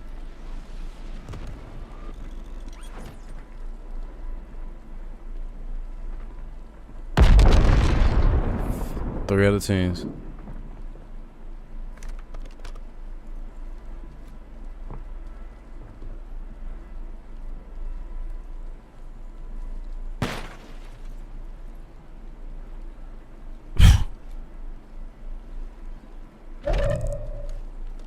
Mm-hmm.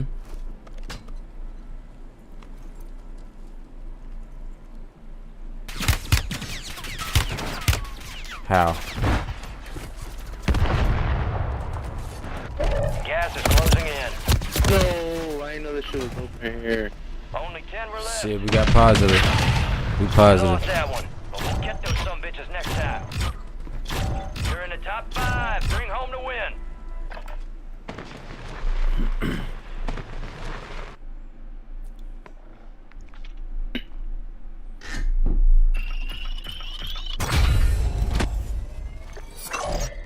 Yep, 17 plus. I don't care. It ain't negative. I need 500 points. 62 positive. What? That's 62. Shit, that's good. Damn, man. Once you get to like the end, top 3, that's when you really start giving you points.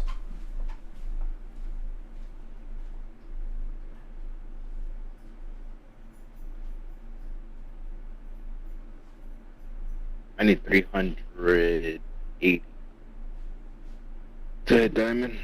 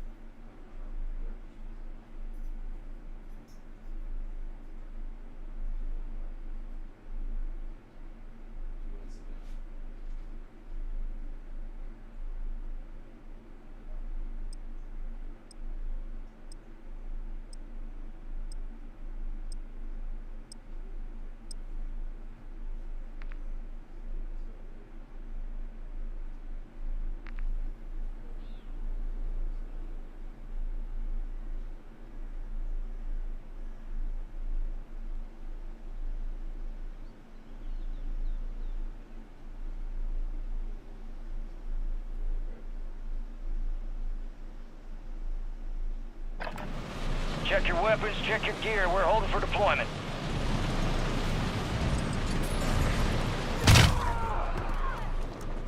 Enemies are dropping into the area. Watch the skies.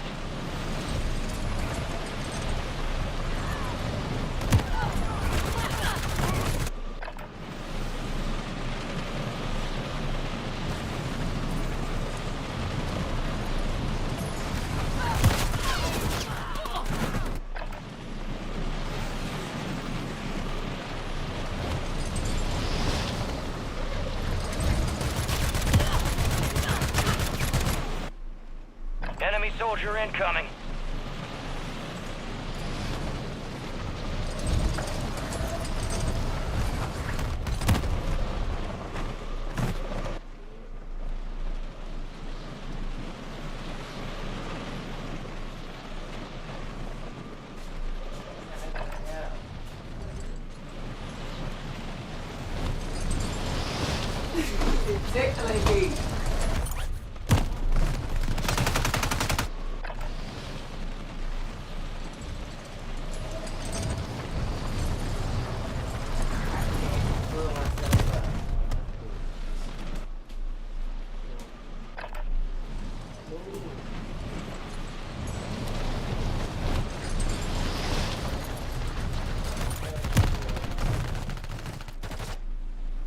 Enemies dropping into the AO.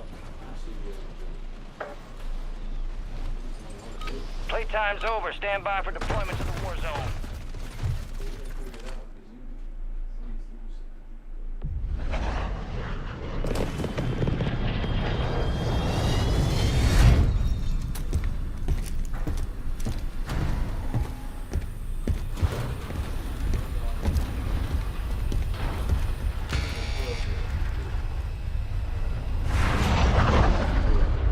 Resurgence. Stay alive to keep your squad in the fight. Mark a drop point for your squad. Look at that. You gotta love a good entrance. Alright, let's move.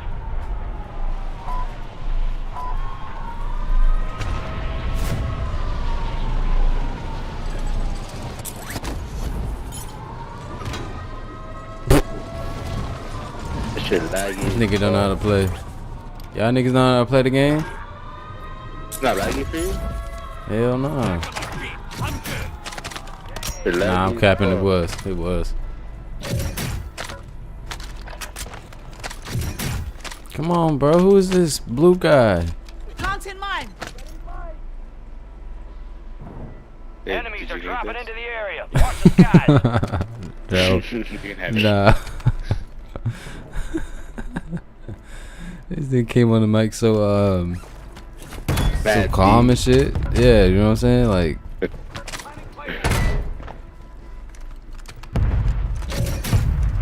hey, do you need it? I give it back to you. I'm like, okay. Enemies deployed a counter Say less.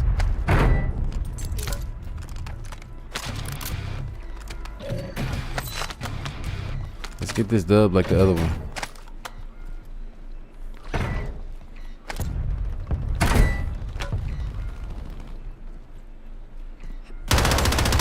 Uh-oh. Shit. Funny. Man, I'm good. Chilling. I'm gonna go up this way. 24.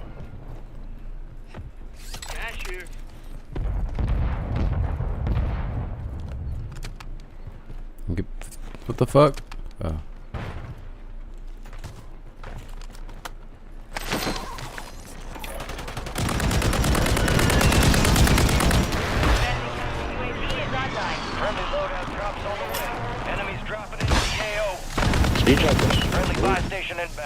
Yeah. Oh, did he land on the AC unit? Ah. That's my luck, bro.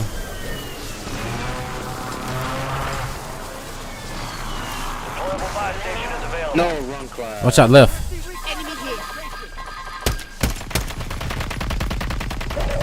Fuck him. I picked the wrong motherfucking class. I low-key did too.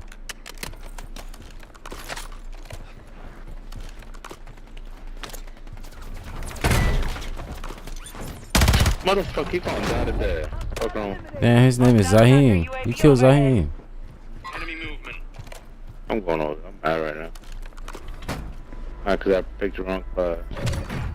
Come on, this rank. We can play like geniuses.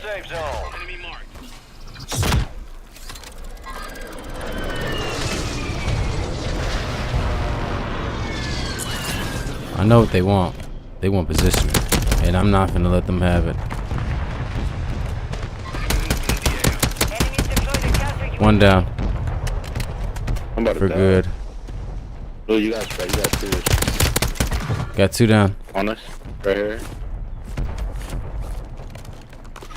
Oh.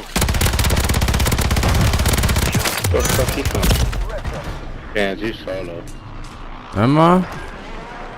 Yep.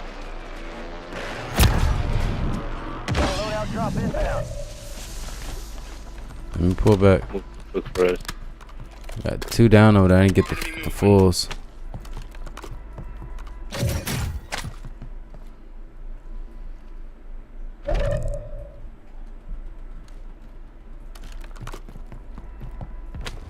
Can y'all link? Or should I link to you?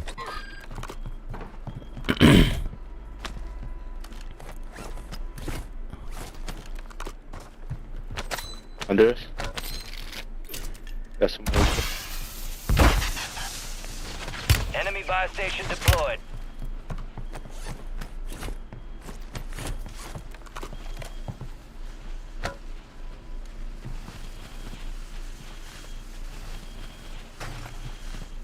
Hostile counter UAV overhead.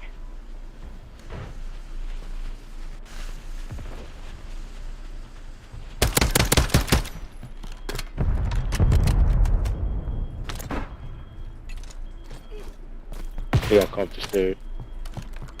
3, 2, 1.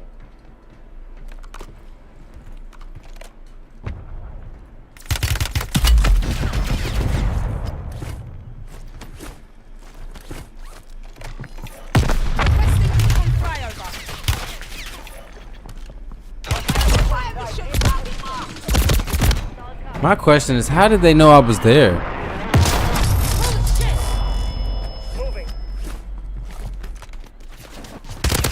Combat scout, man. They need to have. They did, bro. Go back to the roots, bro. We never had this shit.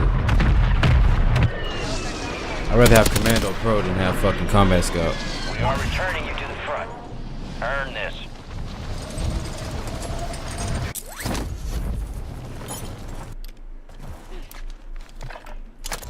You got gas moving in.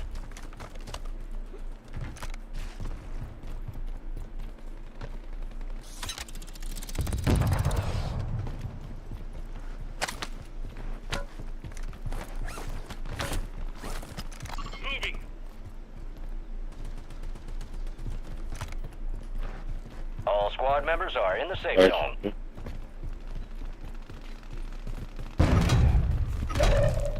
Bro, I'm missing all my fucking shots. How is that fucking possible?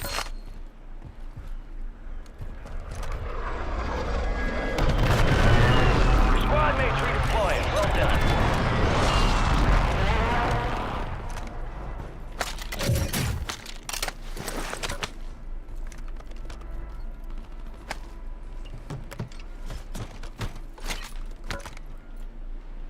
Enemies are dropping into the area. Watch the skies. First floor, first floor. Oh, we already got him.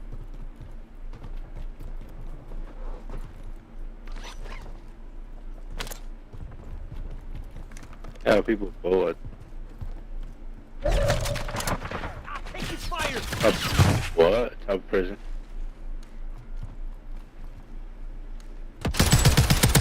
Fire sale active. Buy station prices have been reduced. Of course he tried to rush it. He pulling up. You did? Yep. Behind the wall.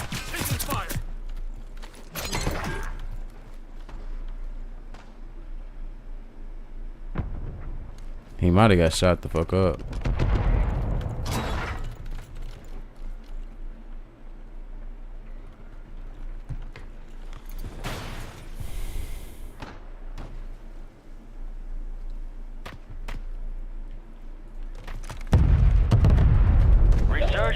is ending. Watch your 6. You got money.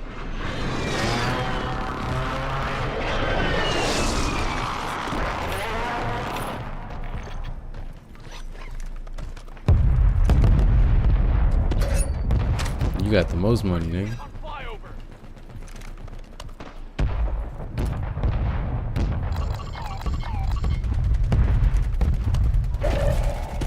You're losing ground. I'll buy an Move it. extra load. Only like 25 this. remain. We're going top prison.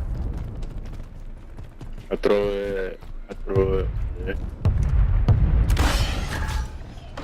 Friendly loadout drops on the way. All right, your squad's in the safe zone.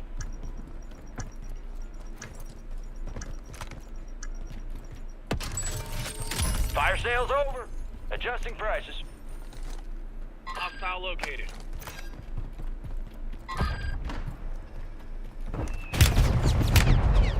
Water tower? Enemy precision airstrike. Find cover.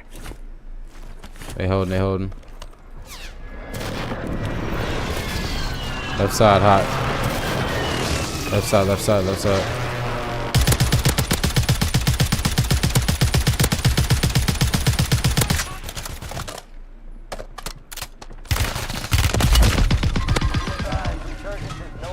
I'm gonna try to flank. Champ. Or Supply crates are restocked. Advise you load up now. Keep your eyes up for prize contracts. You'll earn more buck for your bag. oh, he ran out of ammo. That sucks for him. You want showers? Come on. Getting fucked up. He went up.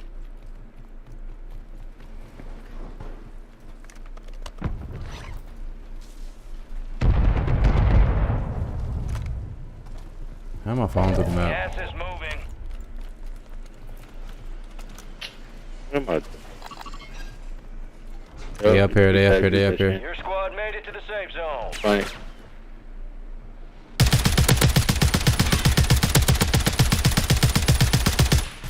Enemies deploy the counter UAV. They on me.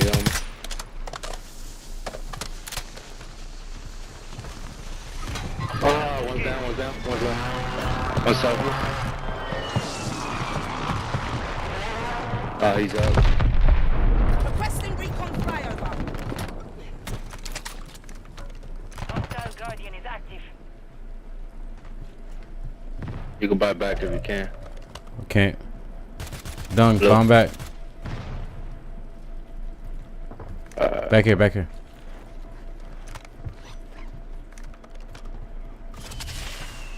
Shit. Be advised, UAV is exiting the AO.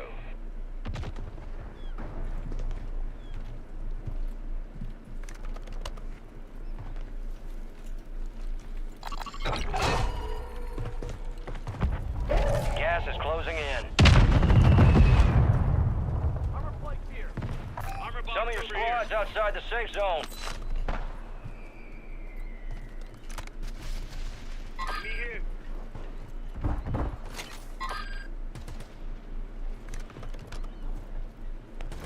Flying. Right here, blue. Broken. Right here. Moving. 8 left. Come on. You guys good down there? Yeah, we good right here. Enemy movement. Stay cool.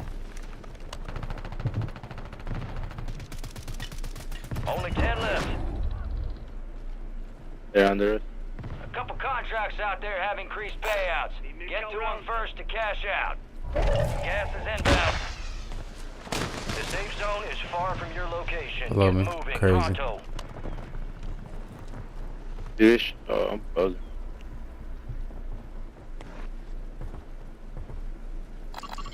Coming up. They on the way up.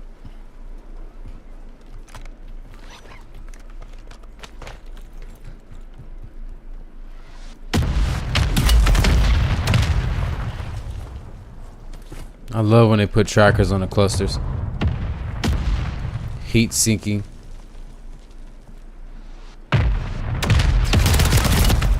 Camping. Door.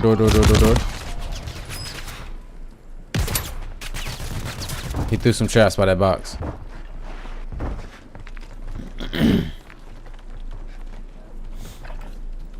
Is that bot dead? Oh, y'all broke.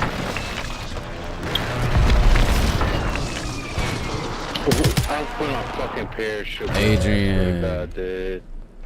I opened my shit.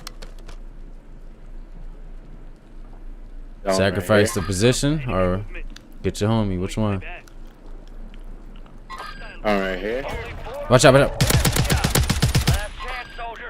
Do some smokes.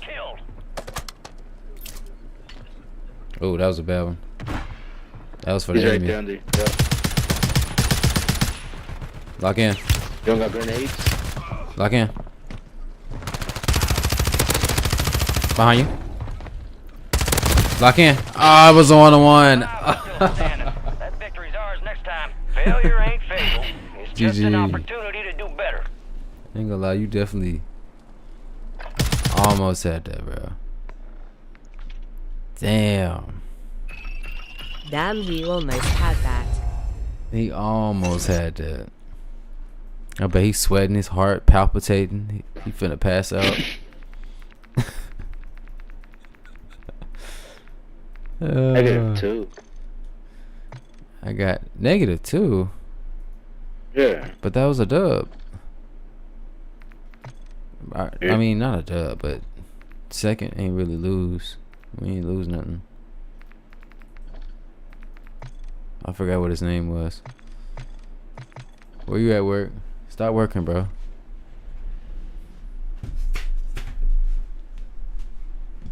No. His name is Rat Dunk.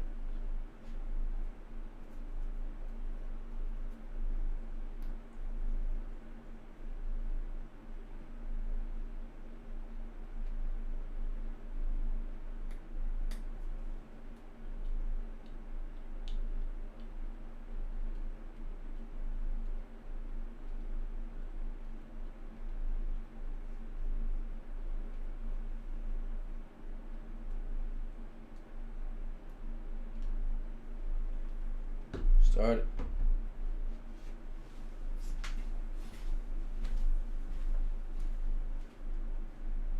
Start it.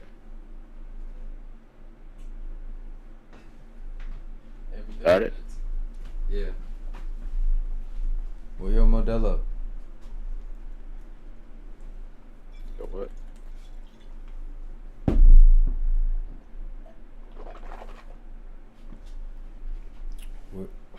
Where your Modelo at? Hurry. You already drank it? That's why you fucking up your gunfights? Yeah, man, Modelo got you tipsy.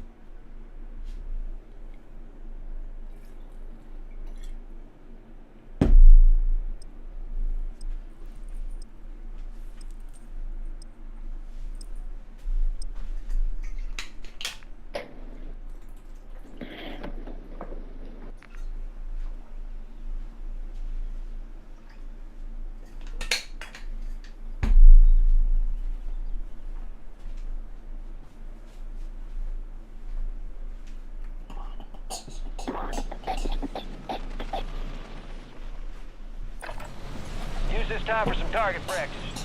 Real thing's coming soon.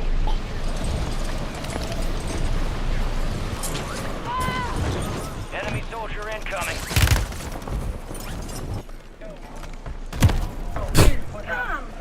We are coming to a warrior group of children.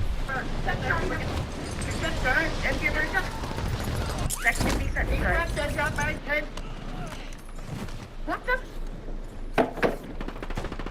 Enemies dropping into the AO.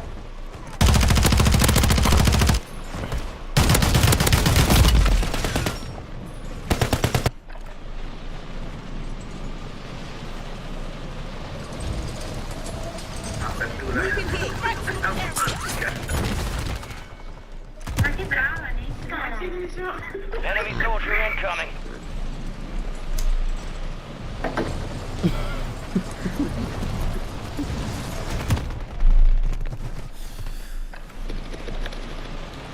Echo. Echo. Echo. Echo. Echo. Enemies Echo. are dropping into the area. Echo. Watch the skies. Adrian, you hear the echo?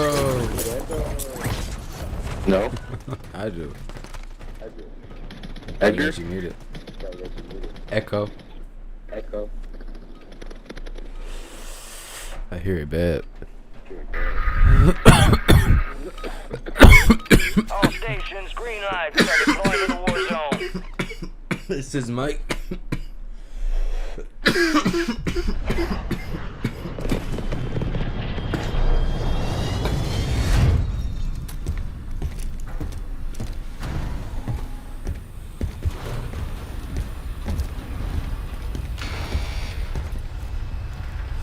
Yeah, Big, you got a crazy jacket. Resurgence. What the fly? Survive to redeploy fallen teammates. Kill to bring them back faster. Alright, soldier, mark a drop point for your squad and go get after it. What? Oh, I heard the echo. You get muted again. Moving. He was unmuted. He was muted. I unmuted him. Now he's muted again. It's probably muted on purpose. The game muted his ass.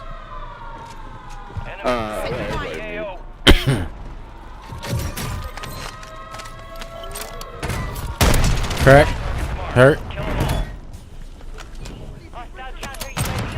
That was a little nasty right there. It was a little bit predictive.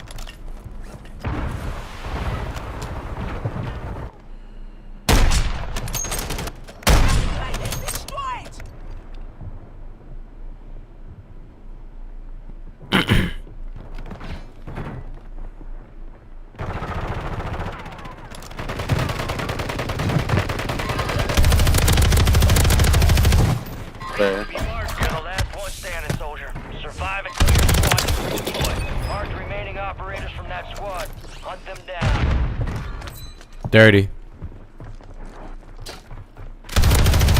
Watch for movement.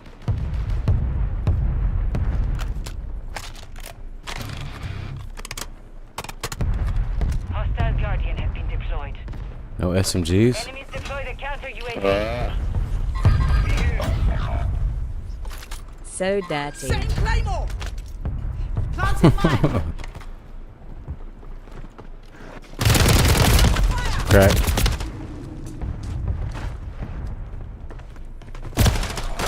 Got reset.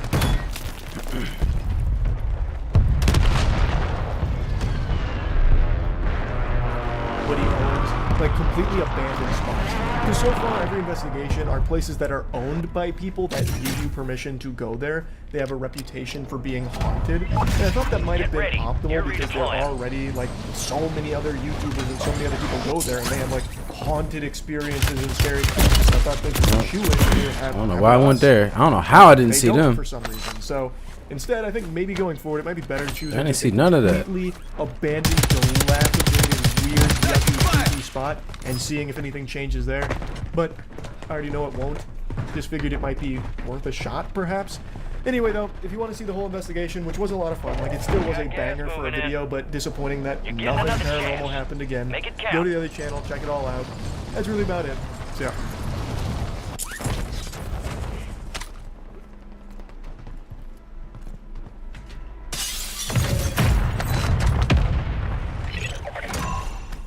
All bounty targets destroyed. Hell of a job. Where do you want to go?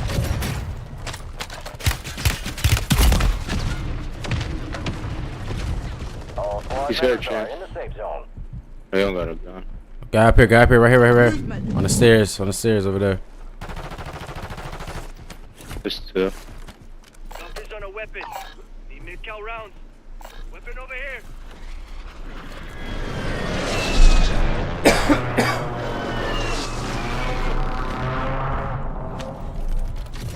Enemy soldier incoming.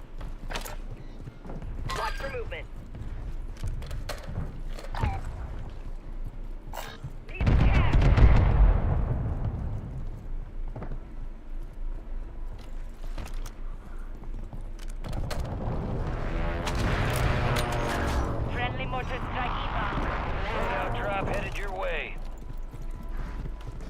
Let's buy one. Our Guardian's online. Friendly Guardian online. I need some cash. Money?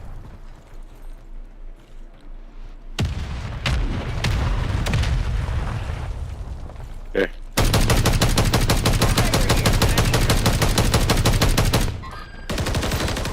Tracing this nigga. I need some cash. Got the cash. Got the cash.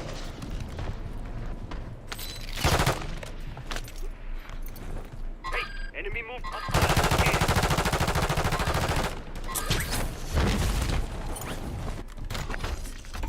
Need mid-cal rounds.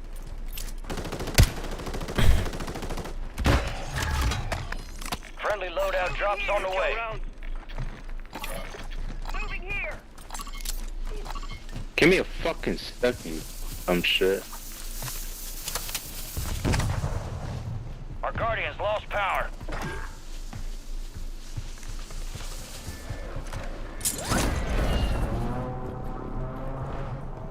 Let me see if his mic's still fucked. Yo. Yo. Yo. Blue, your mic is echoing.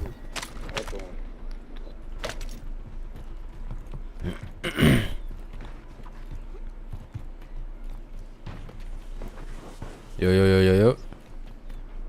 Alright, it's fixed now. He fixed it. Yeah, I fixed it. You fixed it? Yeah, he did. Alright. He's unmuted.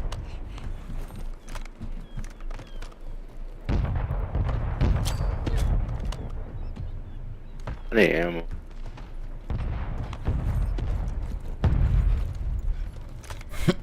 You already know his rank. Stay right here. Unless you want to go buy ammo. Look that. Tower. Top of, Tower. yeah. Movement here. You can still. Enemies are dropping into the area. Watch the skies. Moving here. All right, your squad's in the safe zone. On top. Downstairs on me. Fuck out. Crack. Eyes up. This Under area it. is hot.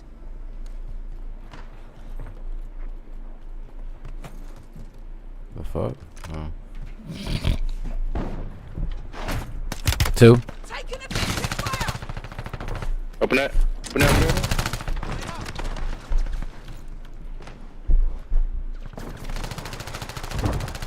Hey, wow. Watch out. Fucking sniper, bro.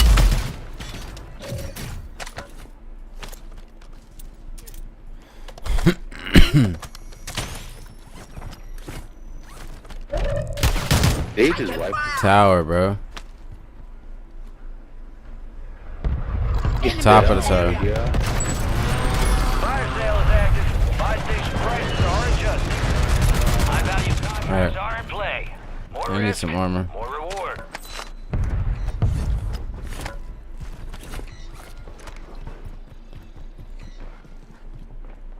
Ooh, grandma's. Close.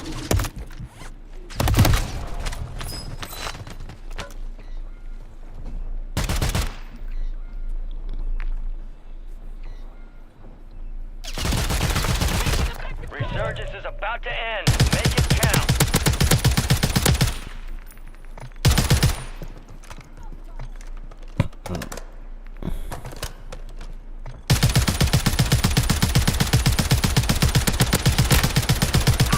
Fire!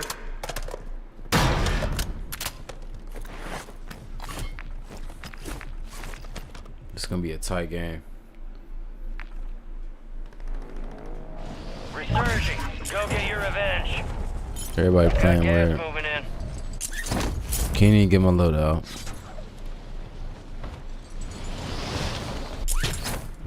I need ammo. Watch for movement. Your objective's simple. Eliminate all bounty targets. But All when bounty I'm here. targets are KIA. Well done. There are 24 enemies active. Kill them all. Fire sale's done. Prices are back to normal. Head glitch. Grandma's. Up top over here too. Oh, okay.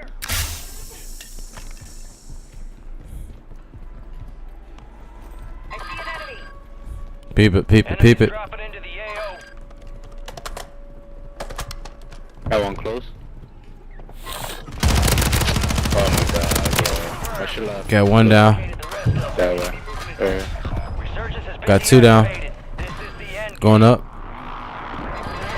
Be advised, resurgence is no longer active. Another. Key. Supply crates have been restocked. Load up. Wipe. Right. It's another team. There's another team. Your squad mates back on station. Good work. Still managed to hit me. Okay, homeboy. We're risking for a biscuit.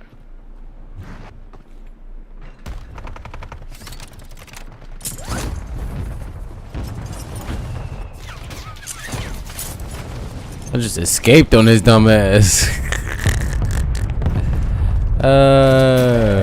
Turn the jetpacks off.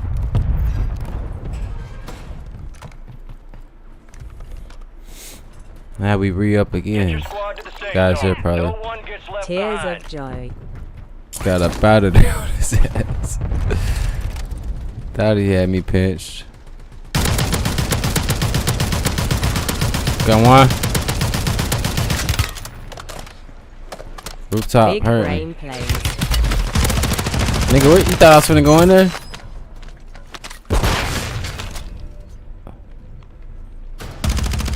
They running around the back.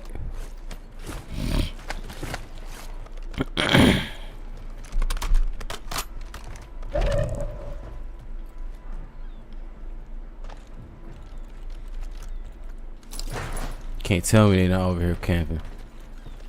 A couple contracts out there have increased payouts. Get to them first to cash out. What's up? Prison. They gotta come from prison. Ain't no guns around here. Grannies. Get tracked by an enemy squad. Evade and survive. Below us too. You're losing ground. Move Definitely below us. it. Your squad made it to the safe zone.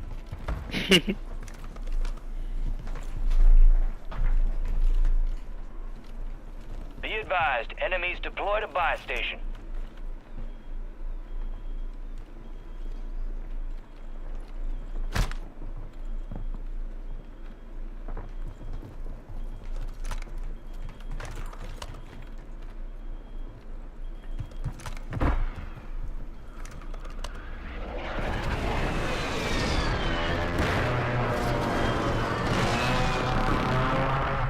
Ammo room. Enemies are dropping into the area. Watch the skies. Top basement. Watch for movement. You see it, you see it. Keep your eyes up for Gotta make that pull, I'm making it early. Gas is inbound. Going for it early. To the safe zone. Watch for movement. Watch for movement. I see an enemy.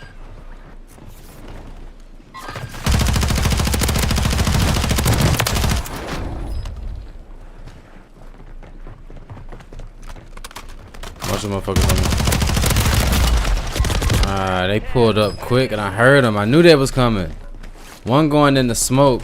Long. He going far. Less than 10, we're still standing.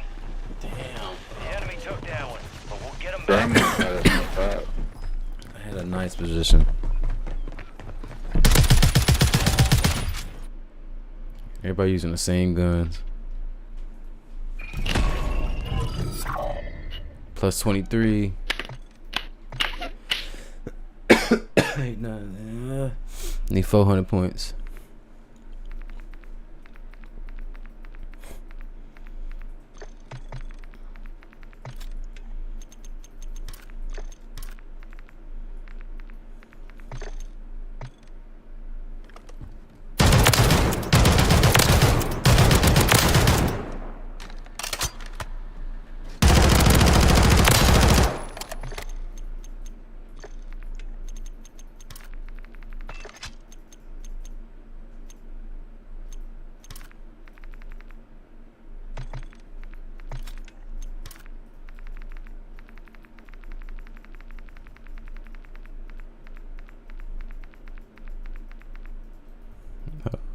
Come on now.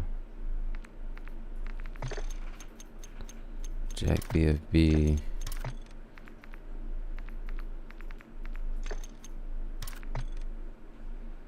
Horizontal. Try with a Jack slash.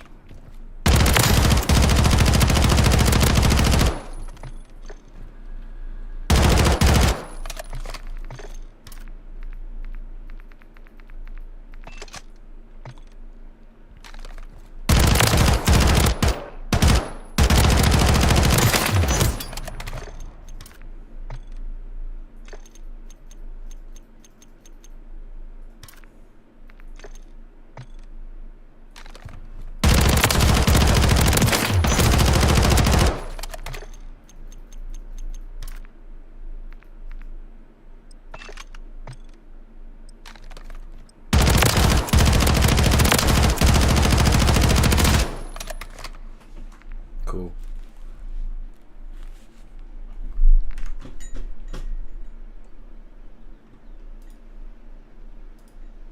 And then the New York Post went to the jail and interviewed my attacker like he was some kind of hero. This young man was homeless, and I mean, there's no way I could have known this.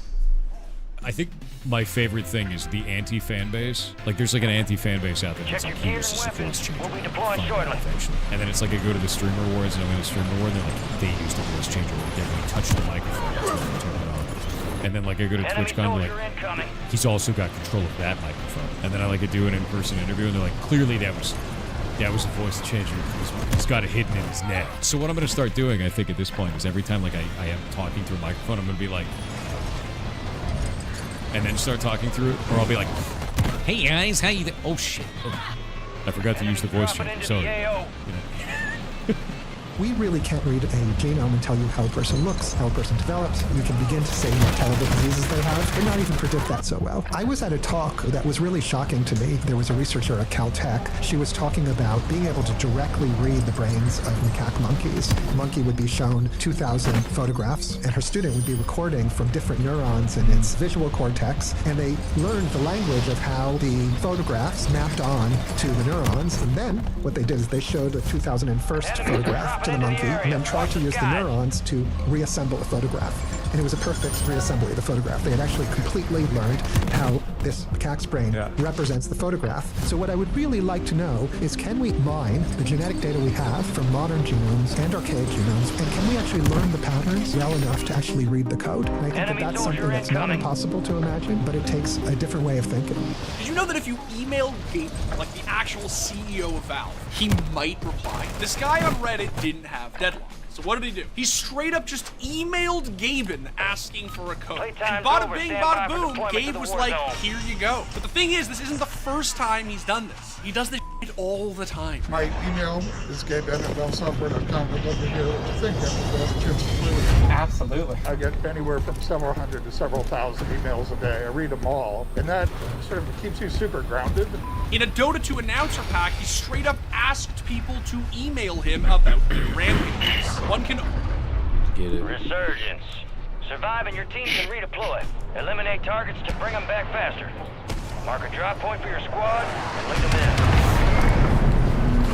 Patrol We top. got their attention with that one. Move in. Get ready for jump. Movement here. Cancel up. Move disregard that. Enemies dropping into the air. Got you. Down. I'm out of here. Yep. Out of here. Come on, Jupiter. Stay up. Stay up. Stay up. Stay up.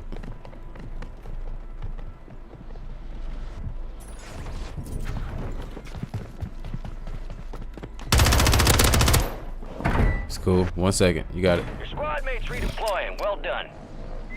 Stand by for redeployment. Land the roof again. Small side, probably. Nope. Ain't nothing up here.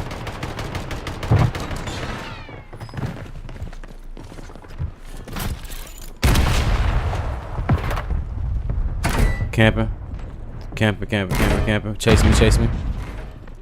Enemy soldier incoming.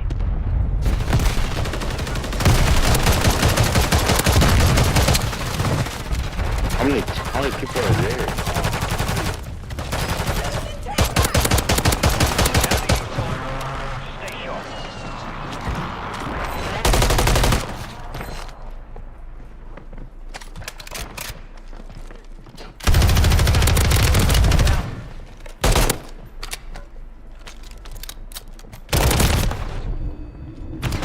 Got him.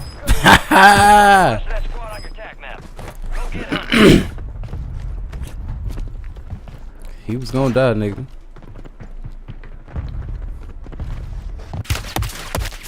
Oh, Adrian. What? You trying to Here's a dodge like plan. the Matrix. Yeah, I'm fucking up. You need to lock in. I think it's because of the latency. It's double the usual. Your squad is down. Stay alive to bring them back. I noticed I play good in like a 15 millisecond, and it's 31. Your squad mate's back on station. Good work.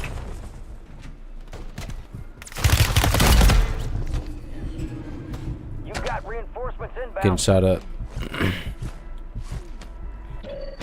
Gas is moving. No, I didn't mean to use the bubble. Enemies are dropping into the area. Watch the skies.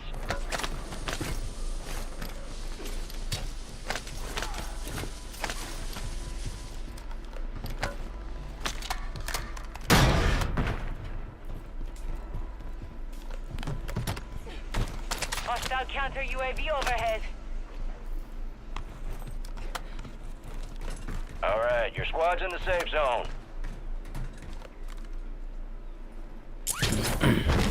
We need a couple $100 to load up. Got it.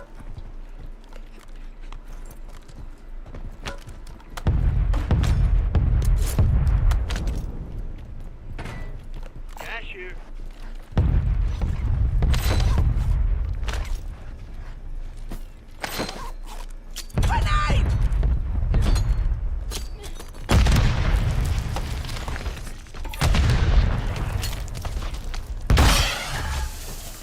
Loadout drop headed your way.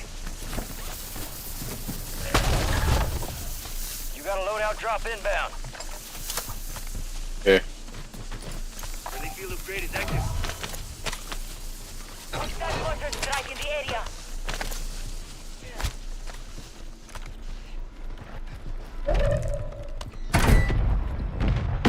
No. Gotta be them. Hostile guardian is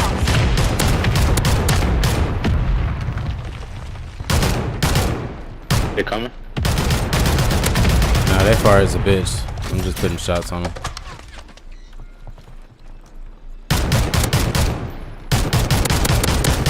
Down.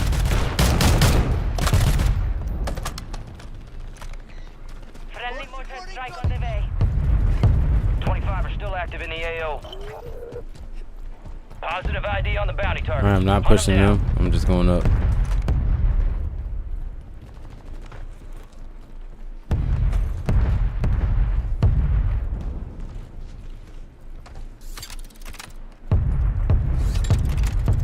It's cool.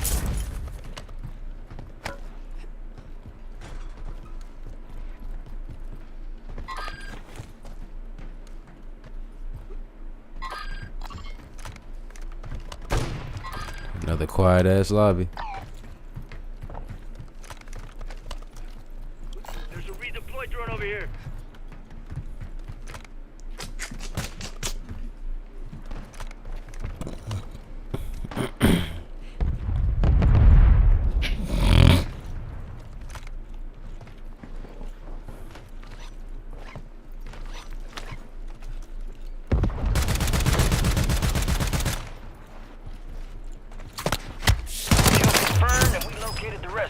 This team all the way over in factory. Where is that at? Power. Power. You're losing ground. Move it. Thermite out! Fire! Armor pouch marked.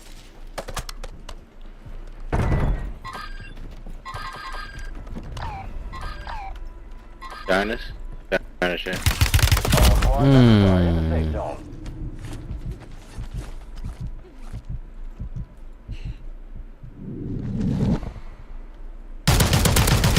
Correct.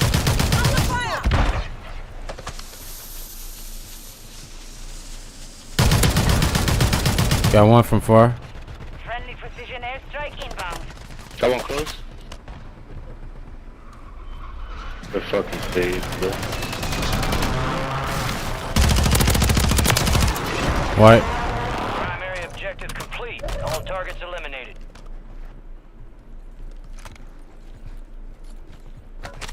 It would be nice you guys saved me like a tail. Right under us. You have a buy station inbound.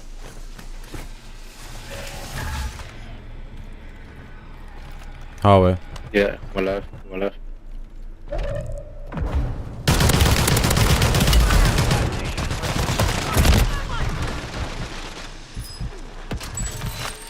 Fire sale active. Buy station I was gonna prices stick him with that have been thermite. reduced. Lucky High-value slid. contracts are in play. More risk, more reward.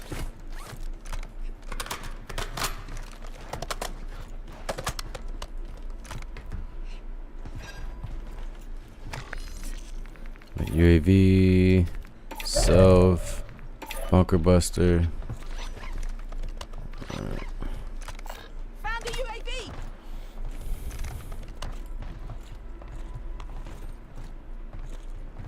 Fuck with these niggas over here real quick. Resurgence window is ending. Watch your 6.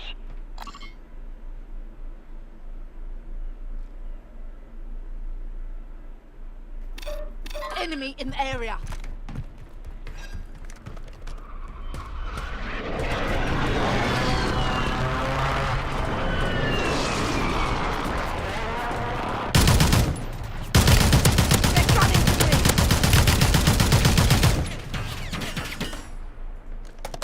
Gas is inbound. Broken. Thermite out.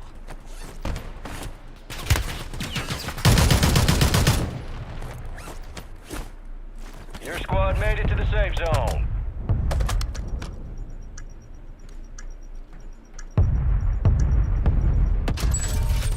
Fire sale's over. Adjusting prices. Trying so hard to head glitch me. Take an effective fire. Eyes up. This area's Tomo. hot. Watch the top, watch the Got top. one close, man.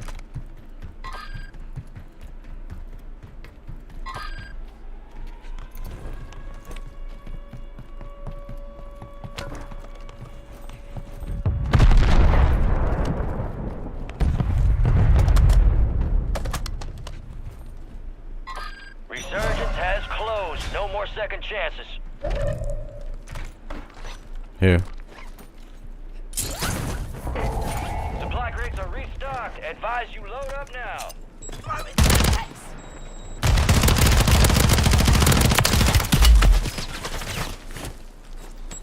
How close is he? Oh, he's mad close. Who got you? I'm confused. Call it. Let's get you out of Mark this it. mess. Right under me.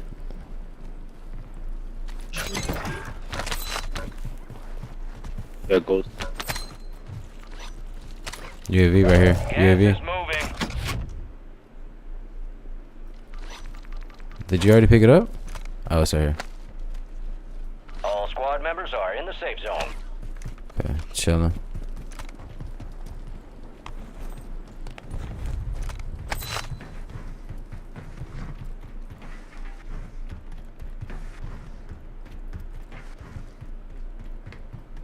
Eight teams left.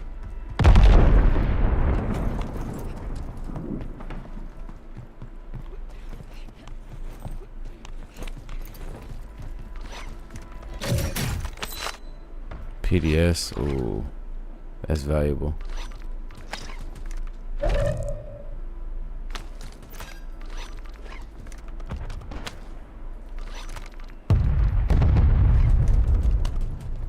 A couple contracts out there have increased payouts.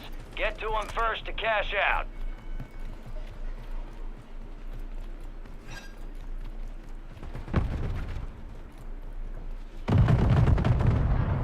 Below us.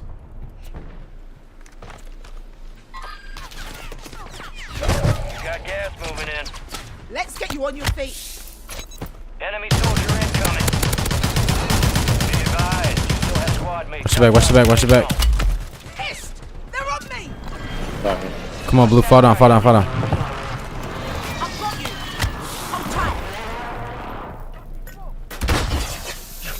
Requesting recon flyover.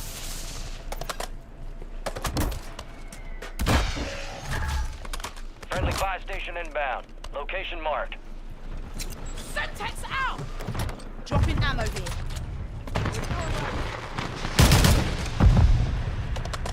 Friendly ammo box here. Opposite side.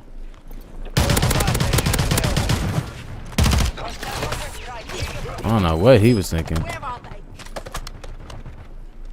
They're gonna try to come up with this bar. Gas is closing in. You made it to the top 10.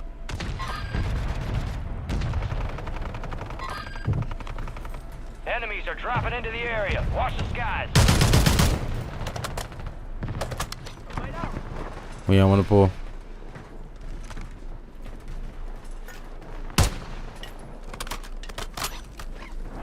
Zipline. They're gunning for me.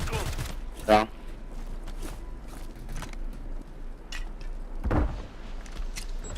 Semtex.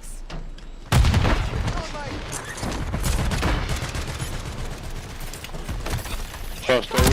Right there. Got it. He shot the pool.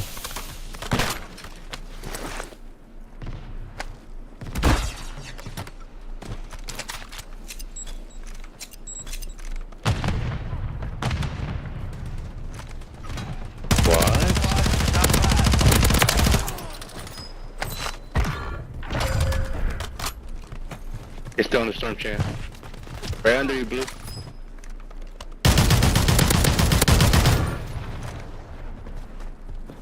Left. Spit it, you tosser. Mike Myers. This is it. Do or die. Just to extend it. Some missions never stood a chance. Nicely done. The longest kill cam ever. What he do? First I took his chain, right? And I gave him a grenade. Disrespectful. For the end. The Queen and country. Frank N5GG. GG. Frank N5GG. We getting a bunch of them today.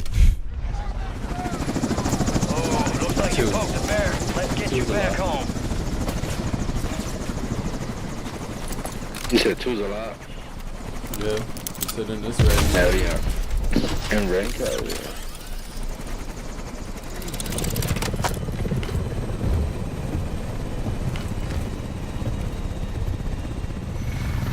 Sir. Back us out. Let's get out of here. Tattoos burnt off.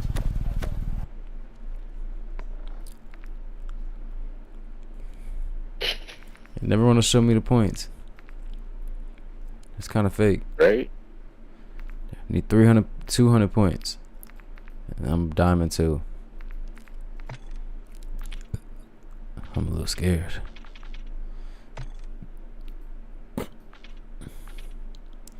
Diamond 2, diamond 3, crimson 1. Sheesh. That's gonna be like next season. Right. This shit ends in 4 days.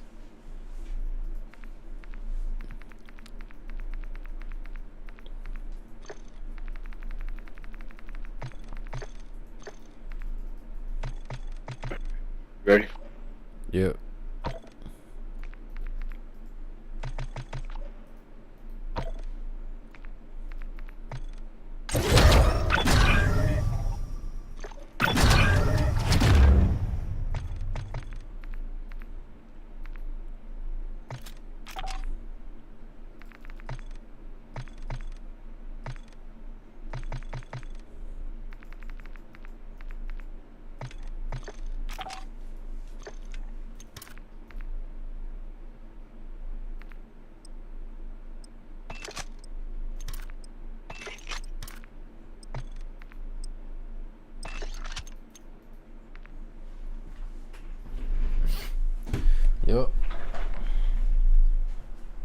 only imagine how radioactive his inbox was after that. But the thing is, he genuinely responded, saying nice and excellent. He even went so far as to record a video proving that it was him responding. But I bet you still don't believe me.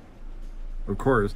So yeah, unlike your Tinder match, Gaben actually wants you. Check your weapons, check your gear. Who are you and what do you want? Well, here's where I came from. This is my past story. Here's some terrible things that happened to me that I'm afraid of even thinking about. That's psychoanalysis in large parts. Like, what terrible things happened to you in the past that you haven't dealt with, that you're still afraid of? Well, let's confront them. Maybe you have a terrible memory of your father threatening you at the dinner table when you're 5 and you're like paralyzed out of your skull, and that memory comes back time and time again and it makes you sweat. Bring it to mind. Well, I'm too afraid. It's like, no, bring it to mind for a second. Close your eyes for a second. Can you imagine that table?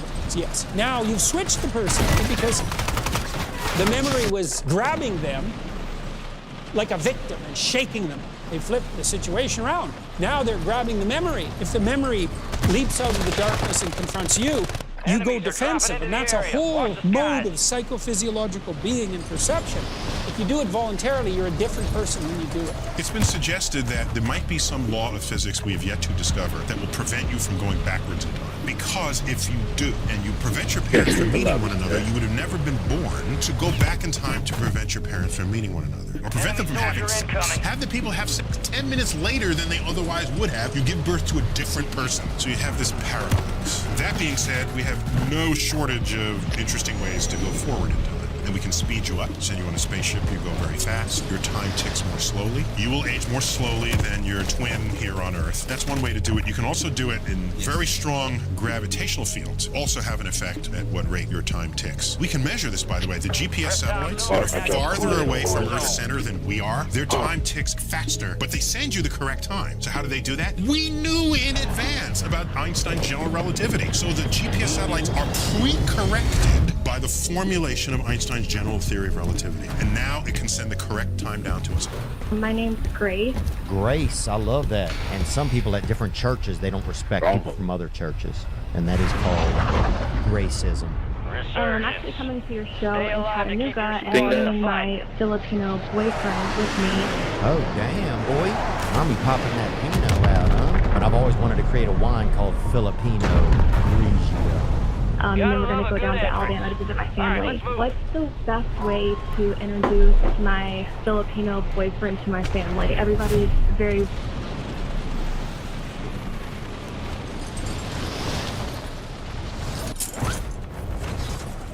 Enemies dropping into the AO. Okay. Secure the supply boxes. Moving here.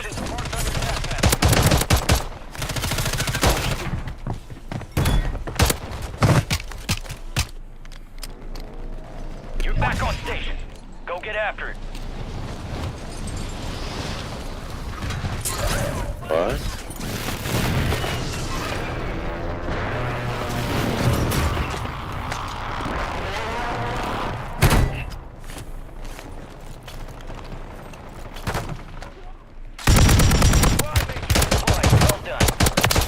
Good kill. Marking the rest of that squad on your TAC map. Get hunting. Enemies are dropping into the area. Watch the skies. 2 supply boxes secured. 1 remaining. Watch out, watch out, watch out, watch out. Damn, watch out. I'm muted. Contract complete. All supply boxes secured. I'm behind.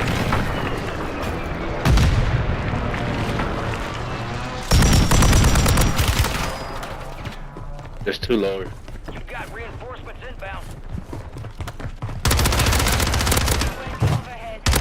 Got your dumbass. Got your dumbass.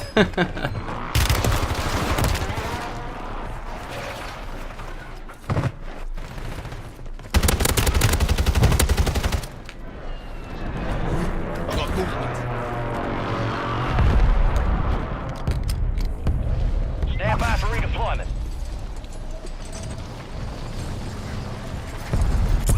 Enemy soldier incoming. Squad mates redeploying. Sucks for you.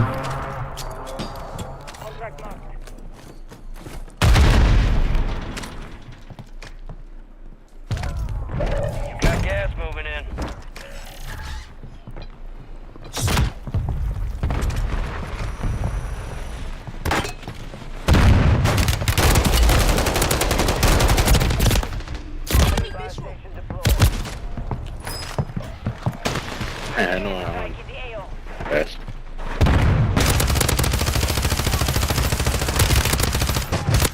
Your squad mate's back on station. Good work. Resurging. Go get your revenge.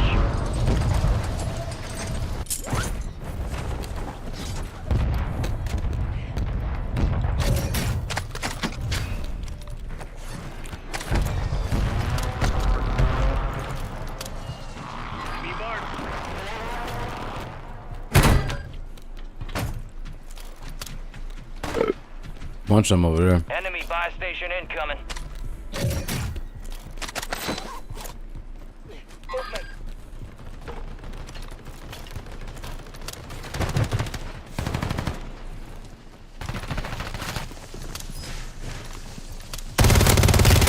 Whole team. Loadout drop headed your way. Very tough. 2 teams there. Green, buy a loadout. Dropping into the AO.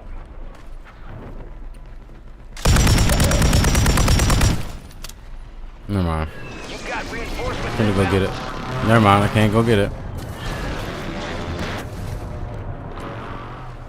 Motherfuckers in the water. You got it? Okay. Bad.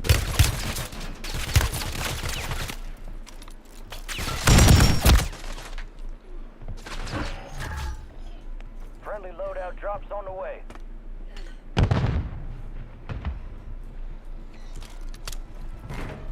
Dickhead. Tried his hardest to kill me.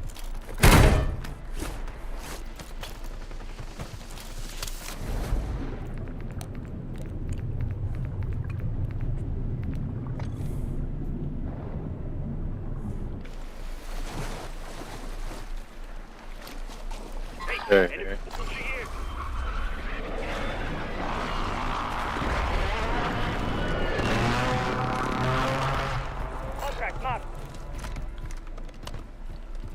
Got enemy spy drones tracking us. Let's blind them. Pissed! They're on me!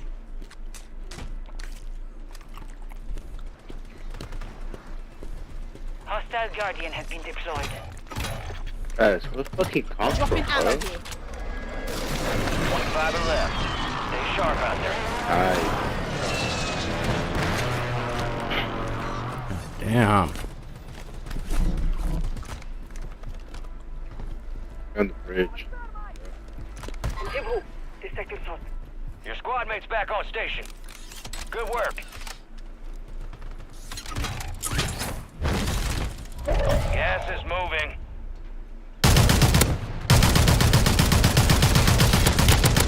Oh, fucking fire. It's all on you. Stay alive so your squad can redeploy.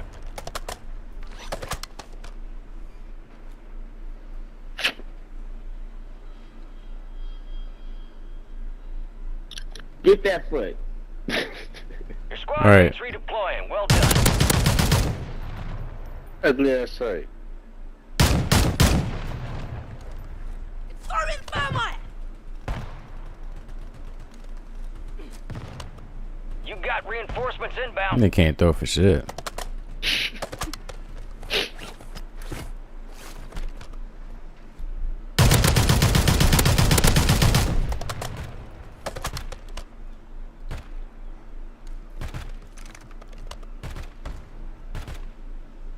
Drones are down and out. Hell of a job.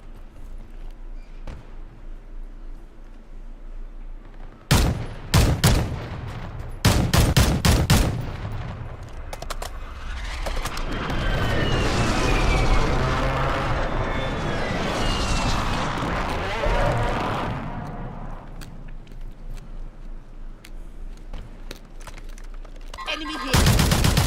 Enemies are dropping into the area. Watch the skies. Fire sale is active. Buy station prices are adjusted.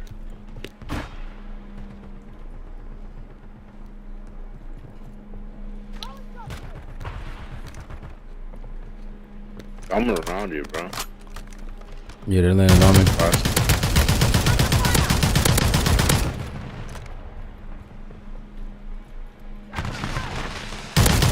Remaining operators from that Oh, squad. That's booty. I lit that motherfucker up. Oops. Broke my legs. Broke my camera.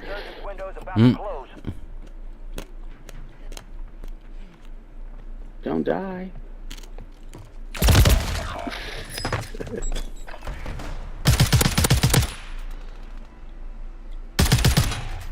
Oh. 25 remained. They hit us hard that time. Let's regroup and get back up there, yep?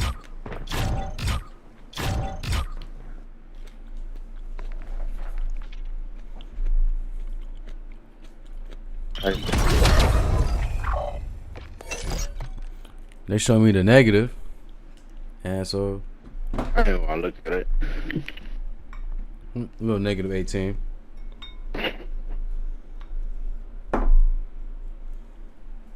It's cool. White, and my family's not racist, but still just like a different culture. Oh yeah, I know what you mean, honey. It's not, it's just a little bit of daytime racism, baby, what you're talking about. Out of the 157 talismans available in Elden Ring, none of them are as useless as Verdigris Discus. This is a little gizmo introduced in the DLC that increases your defenses as you increase your equipment load. What the talisman description doesn't tell you is that it does not take into account your exact equipment load number, but rather which category of equipment load you're in. You will get a small defense boost when you're on heavy load, and a slightly bigger defense boost when you're overloaded. And what's the reward my little claymore gets by giving up their mobility, their ability to run, or even dodge rolling out of danger? A measly 50 points of less damage received. So yeah, avoid this little poopy rock. As someone who just sold their business and can now invest into video games after years of being poor, what do I do? Do not see video games as an investment strategy. I will tell you that very first. It's how we got into the place that we are today with shitty games. Because what happens when you treat them as an investment strategy is you invest money into it and it diverts attention away from the core experience of what the game is. The point of a game is to create an experience for players that is fun. That's the point of the game. It is a diversion from the rest of life. The rest of life can be shitty, and it will allow you to escape into that adventure. The idea of AAA came from investment, and it sucks. I hate it. I hate treating games as an investment strategy. So what I would say instead is, instead of treating it as an investment, as I can now invest in it, then invest your time in learning how to make games. Invest your time in learning what makes games compelling, and then build a studio using the money that you have to make them right. Worry about making something that you can be proud of, you can enjoy, and that the players can enjoy. FM was not an invention, it was a discovery. It's from nature. It was all there. I was doing these experiments using Max's Music 4 program. I thought, well, I'll just change the frequency, vibrato. But then I thought, well, I'm not limited to 5 times per second. Right, vibrato is about 5 cycles per second. Yeah. So I started pushing it, saying, well, I'll try it really fast, then hugely fast. All of a sudden I realized I was hearing a tone that was rich in harmonics. Yeah. And I thought, well, this is important, because I transposed it and it was not chaotic. When they explain radio engineering FM, they use a sine wave modulated by a sine wave. What I was doing was not demodulating. You were keeping the messed up sound, right. which was the combination. And it explained it all. And the discovery was a near discovery. That's really important. The weirdest thing about the Soviet Union is that it was such a weird economic system. Like, imagine saying, like, oh, we're gonna make 10,000 tons of steel, and like, that's it, nothing else. That didn't work, and this is why the Chinese are so devious about it, is that they're being more capitalist. FM was not really... It is someone who just sold their business and can now invest into video games after years of being poor. What do I do? Survive and your team can redeploy. Eliminate targets to bring them back faster. Your team leader. Finish drop point for your squad. Alright, we got you started. You finished the job.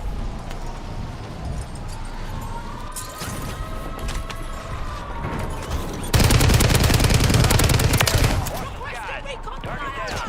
Marking the rest of them. Top.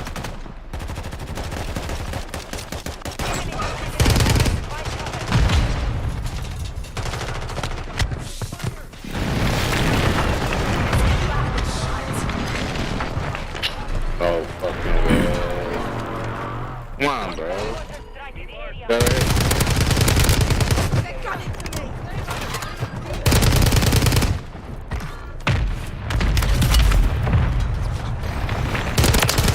Inside that. Squad mates redeploying. Well done. Have a prison. What's prison doing that? Yeah. Wow. Hostile counter UAV overhead. Enemy soldier incoming. I'll land it on you.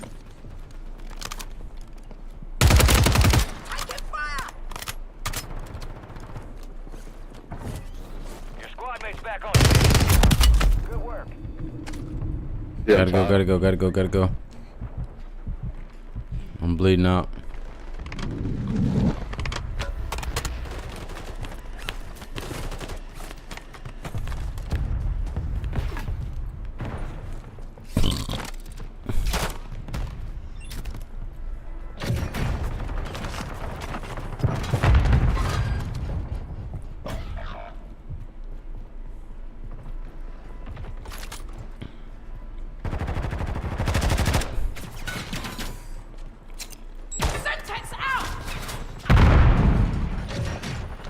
You got reinforcements inbound.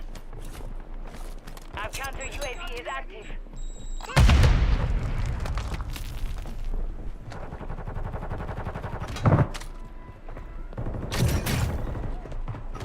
Yeah, I had an exit. Tossing smoke grenade!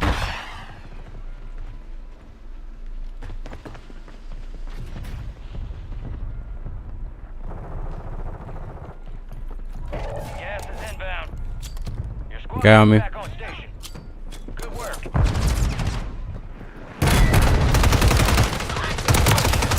Marking the rest of that You squad thought you on was your tag solo? map. Go get hunting. I don't know what he thought. You got plates? Yeah. Found some armor here. Disregard. Found some armor here. Oh, you're shit. Bottom coming up. Or top. Sorry. Hey. Bad call. Hey.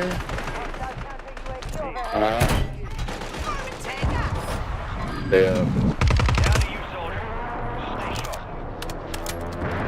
Enemies dropping into the AO.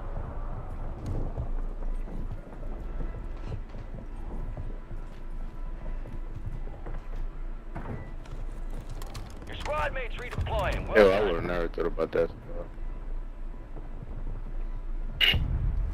Yeah, I'm in a pinch.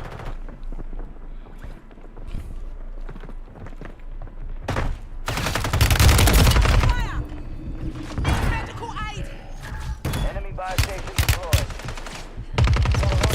One tap. I can't believe it, bro. He took so many bullets.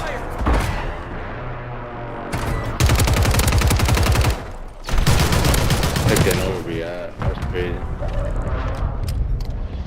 You're getting another chance. Make it He's count. up in the line. Just You're hanging the out. last one standing, soldier. Survive until your squad can redeploy.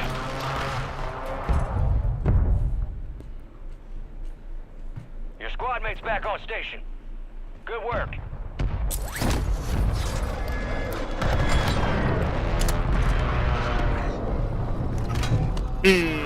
What the hell? Let's get you on your feet. Your squad mates redeploying. Well done.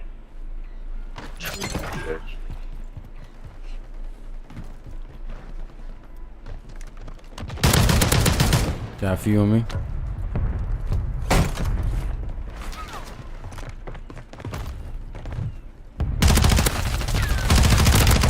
Mark it down. Marking the rest of them. I think I had everything I need.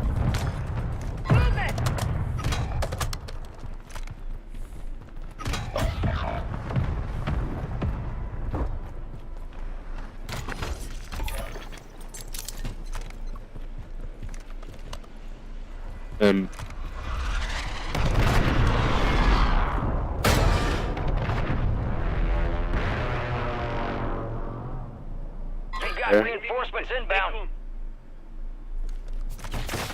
Good for you. That's crazy. Fuck, I fucking.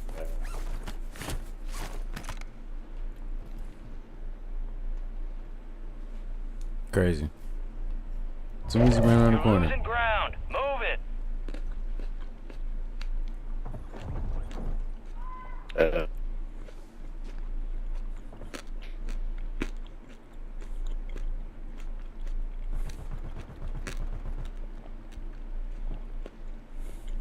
Your squad mates redeploying. Well done. All right, your squad's in the safe zone. It's too laggy. I'm not moving. Enemy soldier incoming.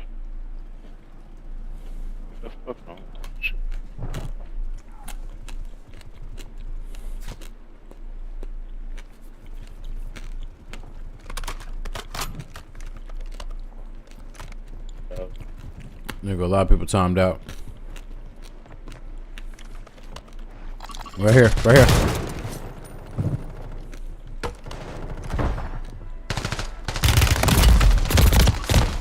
I heard nothing. I can't tell you where he came from, bro. I can't.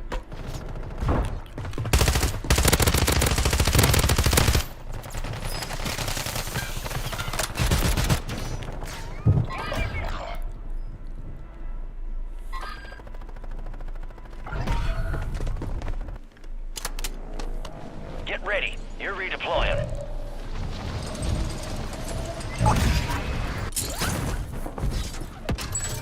Fire sale active. Buy station prices have been reduced. High value contracts are in play. More risk, more reward. Bitch.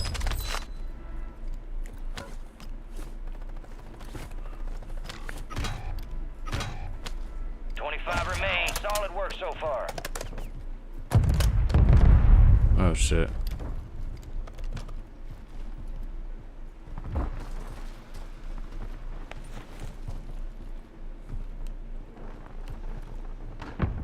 Resurgence window is ending. Watch your 6. Right here. Down. From that squad. Hunt them down.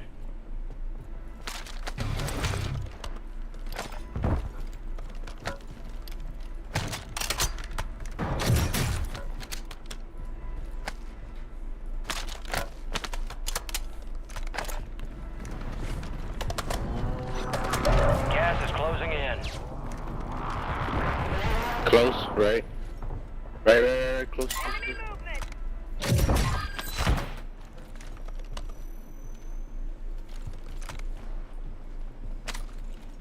All squad members are in the safe zone. Yeah, like that.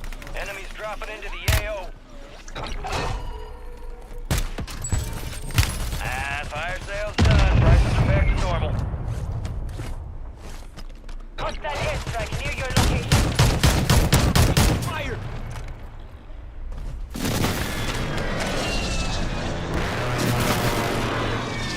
They're buying hella airstrikes.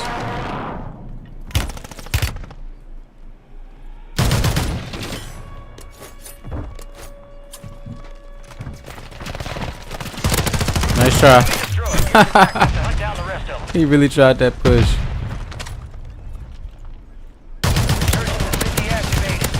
One tap. Found him.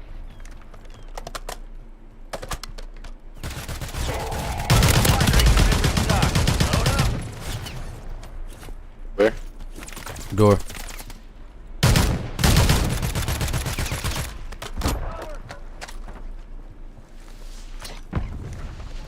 Outside. Broken.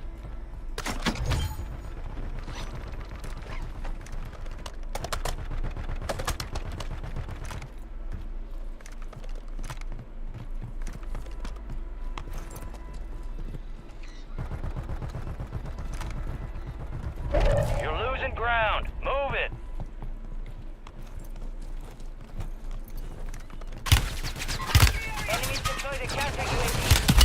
I didn't know the nigga was that close, bro.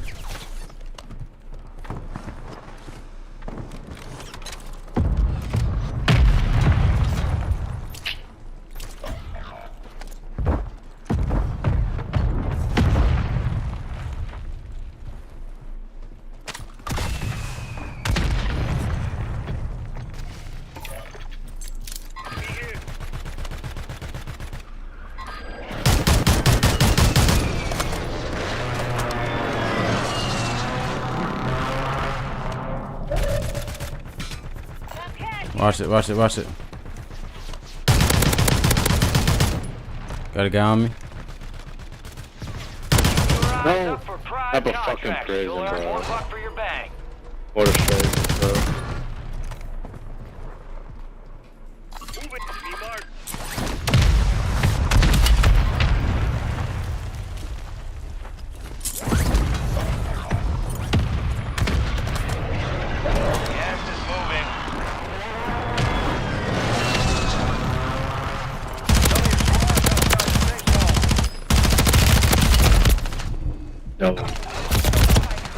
So cap.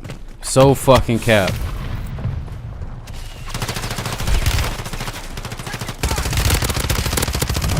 No way, bro. So I don't fuck with this game. There's no way he did that.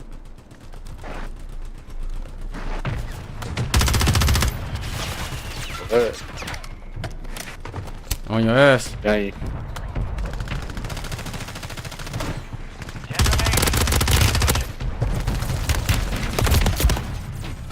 You were 1 of 10 remaining. Not bad.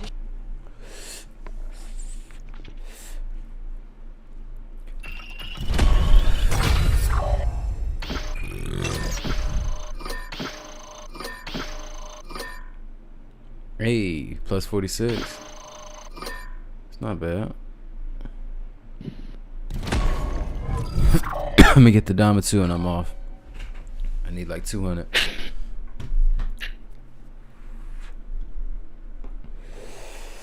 Shit.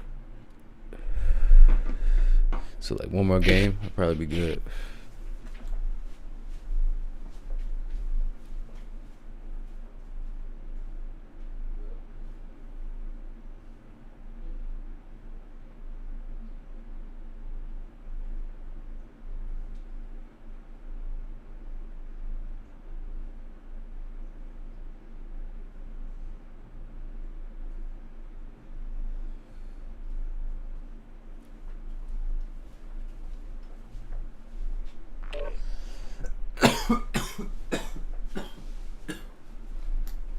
Do not see video games as an investment strategy. I will tell you that boldface. It's how we got into the place that we are today with shitty games. Because what happens when you treat them as an investment strategy is you invest money into it and it diverts attention away from the core experience of what the game is. The point of it.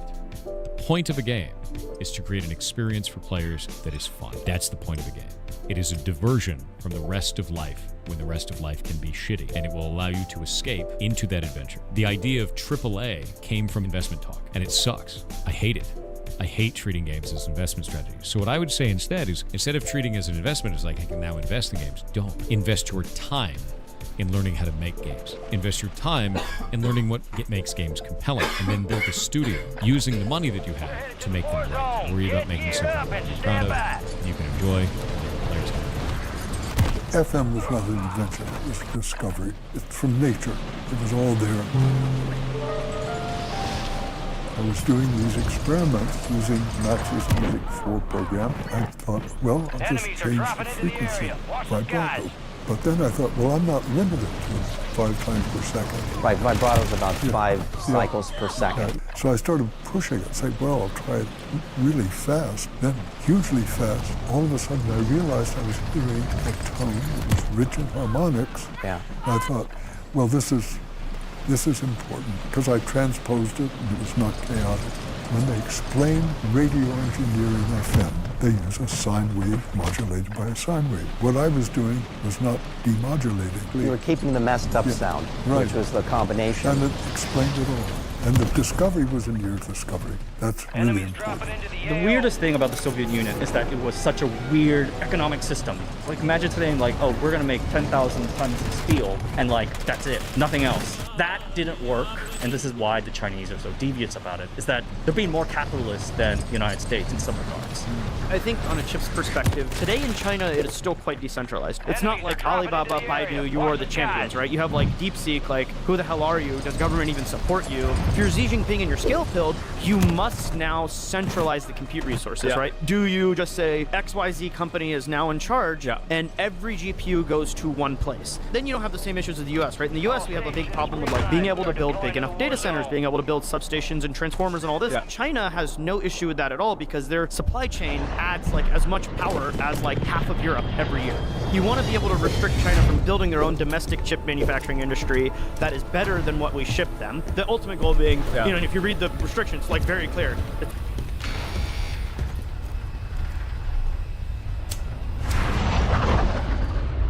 Resurgence. Survive to redeploy fallen teammates. Kill to bring them back faster. Drop one of your squad. Lead them in. Cancel lost.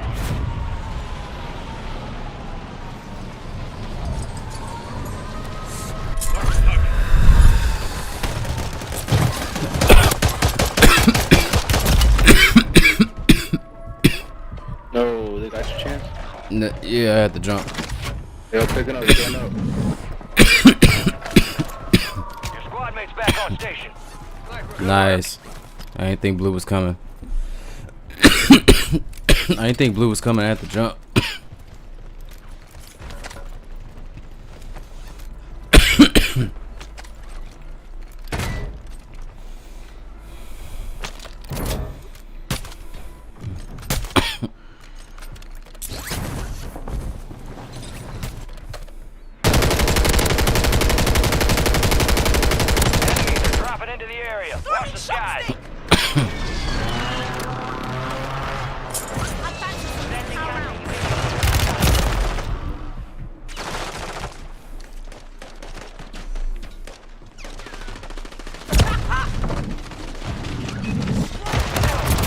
Oh, whoa, whoa, whoa, whoa.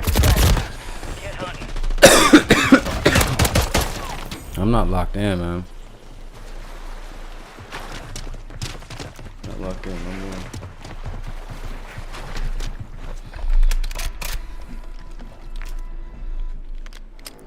You got reinforcements inbound. We are returning you to the front. Earn this.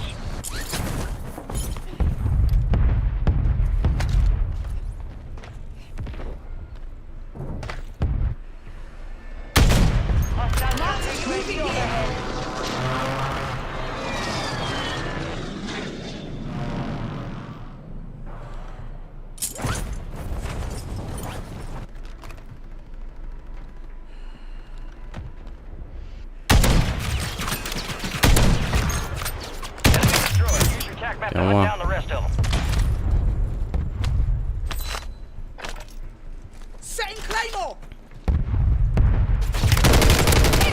They're on me! Enemies deployed a counter UAV. Gas is closing in. How are they shooting through the wall like that? Enemies dropping into the AO. Position marked.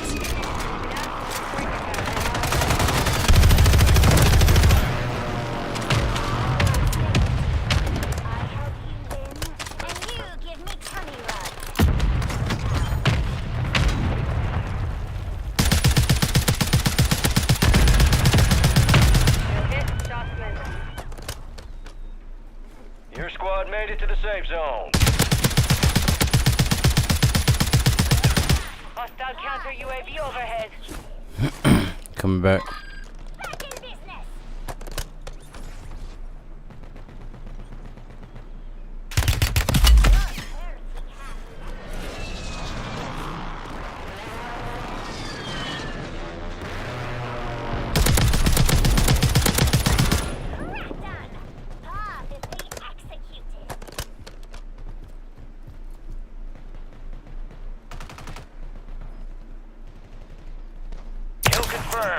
Water.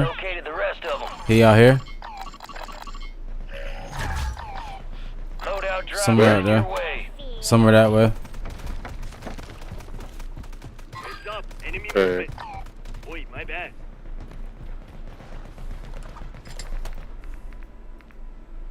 Enemy soldier incoming.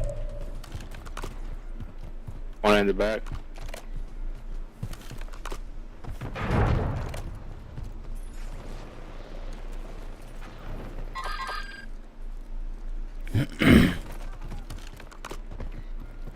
He's in top of control.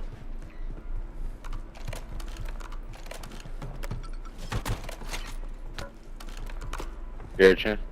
Yep. He watching.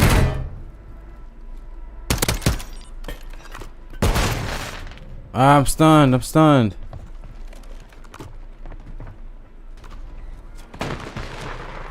Idiot.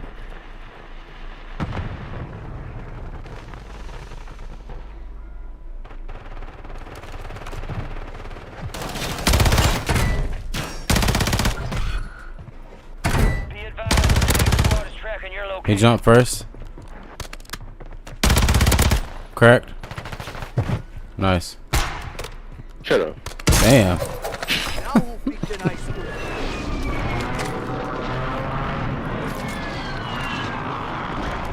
Yeah, V's.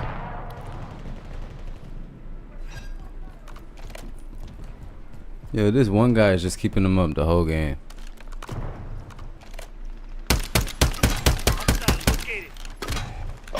You got me with a fucking piss. Yo, stop and shoot that boat. There's 2 Chins, there's 2.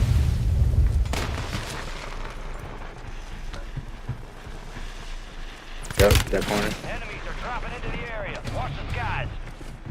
Your squad Oh, needs redeploying. Well done. Oh, man. Gas is inbound.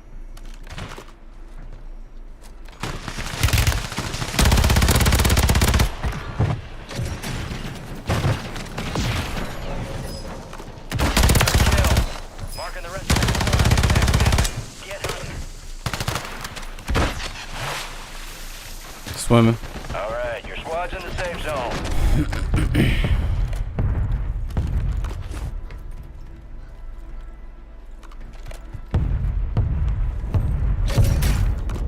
Enemies deploy the counter UAV. Be advised, enemies deploy to buy station.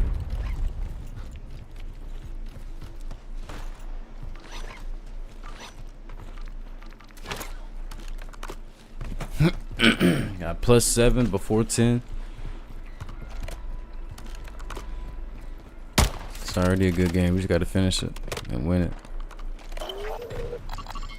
Bounty targets identified. Weapons free.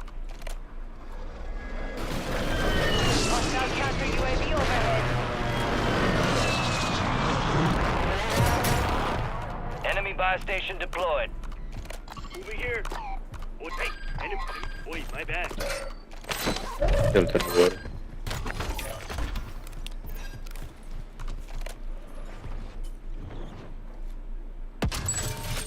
Fire sales end. Buy station prices are adjusted.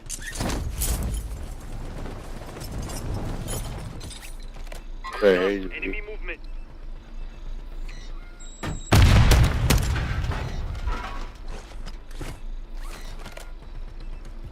UAV is bingo fuel. RTB at this time.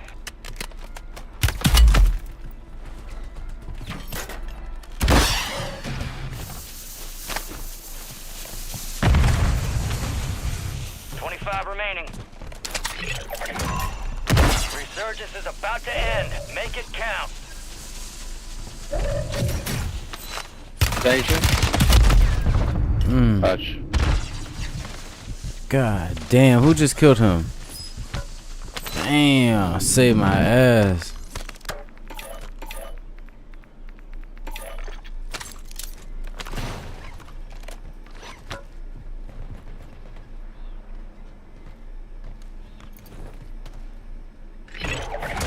Got gas moving in. All bounty targets destroyed. Hell of a job. Counter UAV destroyed. I'm flying in. Hey. Head to the safe zone. On me, close. Close. Man. Bottom top. Bottom, got him down. Fire sales over. Adjusting prices. By the bottom. I think I'm leaving out the front.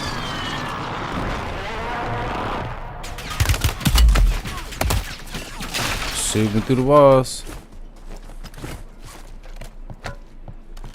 You know what that's called? Yeah. Copy. Mortar strike inbound now.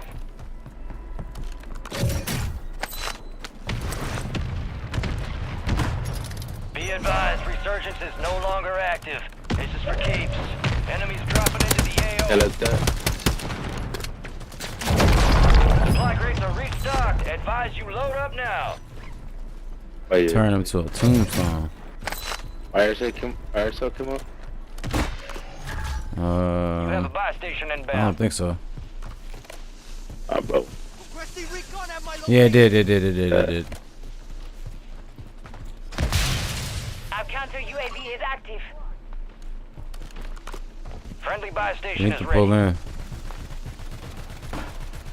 I'm at the other side of the tunnel.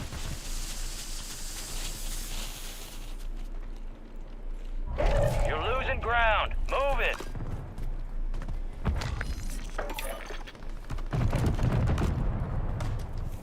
Get your squad to the safe zone. No one gets left behind.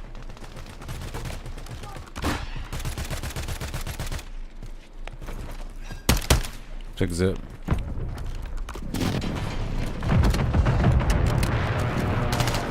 Going this way. This mom.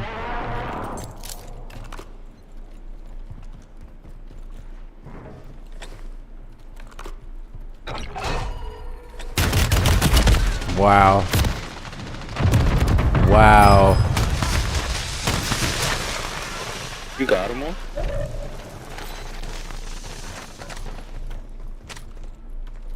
That's crazy. Downstairs. Go buy me back over there. Caden got like fucking blue. I mean, he got like 18,000. You can hit this one. Closest one to you. Put the one outside over there. I'm left. Lock in. Boom. That was an enemy.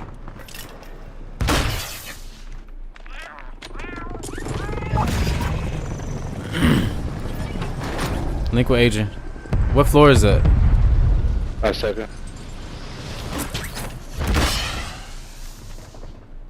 They at the bottom. Right there, left hand. They still have a chance with you. Oh, he threw up. Damn. Thermite at me. The enemy took that one, but we'll get them back.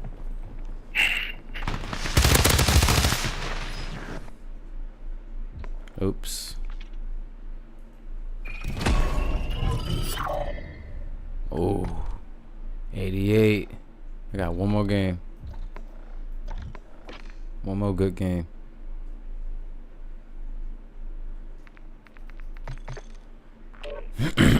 Got one more good game. And a diamond too. I already hit diamond, so. Yep. Let's see.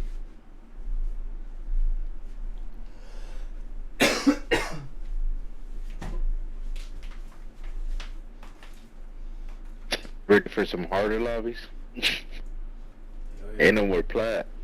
I'm ready. Fuck.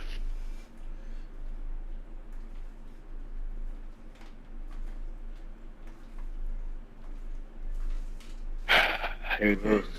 Well, nothing.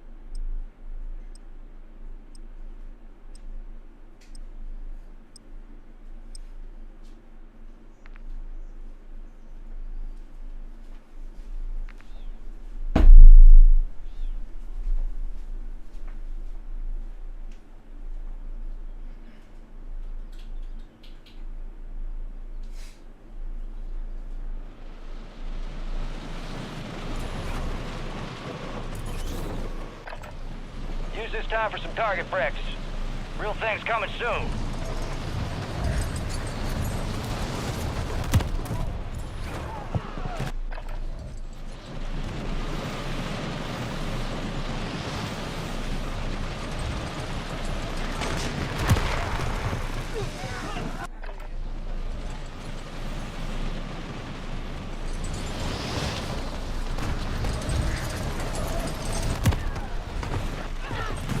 Enemy soldier incoming.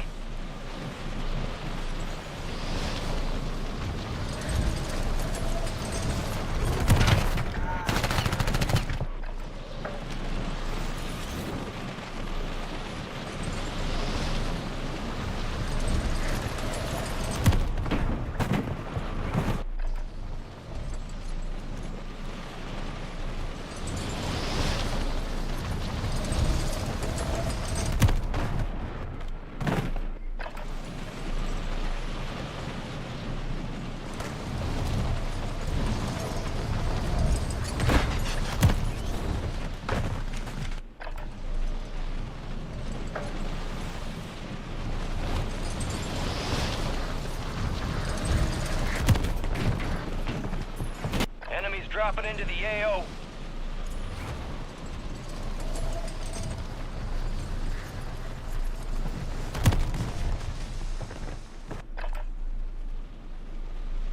All stations, this is Shadow 01. Deployment to the war zone has been authorized.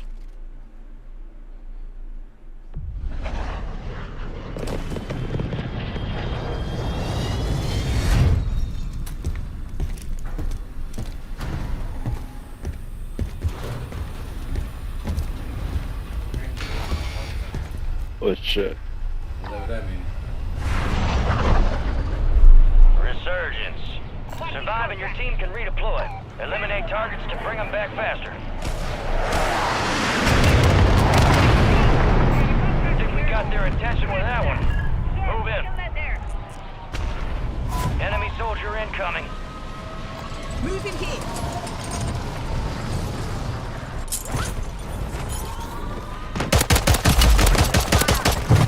Got one.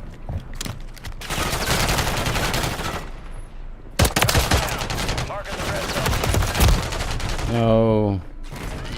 Ran out of bullets.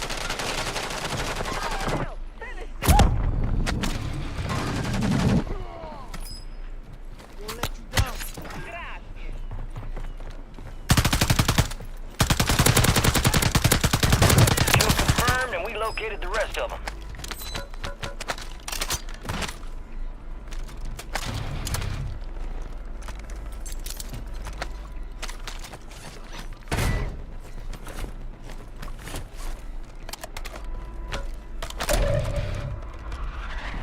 Enemies deployed a counter UAV. Hostile counter UAV overhead. Enemies deployed a counter UAV. Your objective's simple. Eliminate all bounty targets.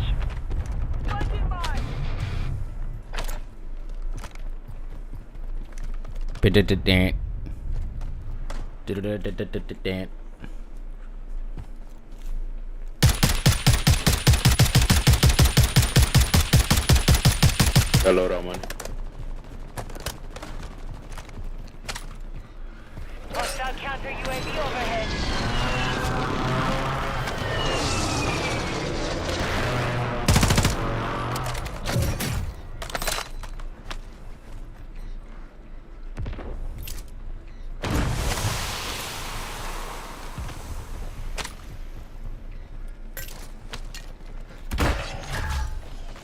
Friendly loadout drops on the way.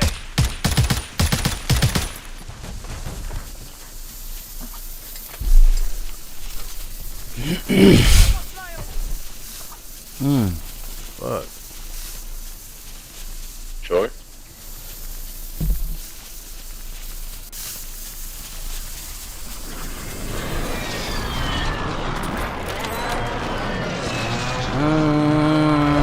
Got gas moving in. I don't know.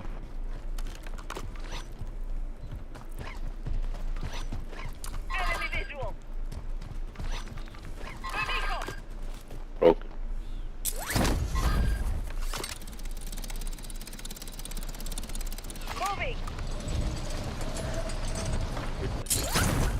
up there. Left side. All squad members are in the safe zone. Enemies are dropping into the area. Watch the skies. One behind me. I thought that was you. What? Damn.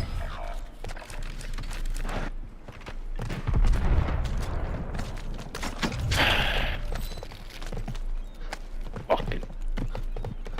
Hostile Guardian is active. Swore that was you. You're redeploying. I was already up.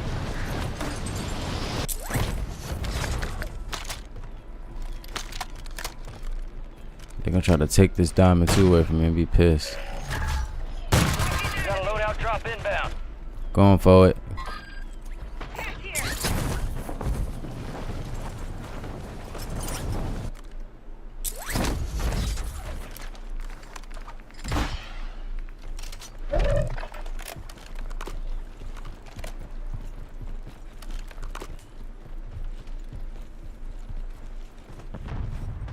High-value contracts are in play. More risk, more reward. Bounty target's gone dark. Knocked one. Hostile Guardian has been deployed.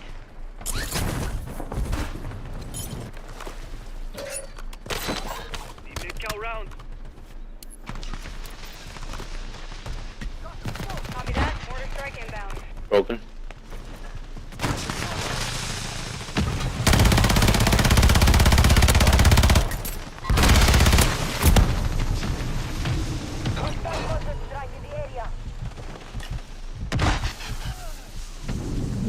Squad mates back on station. Good work. Only 25 remain.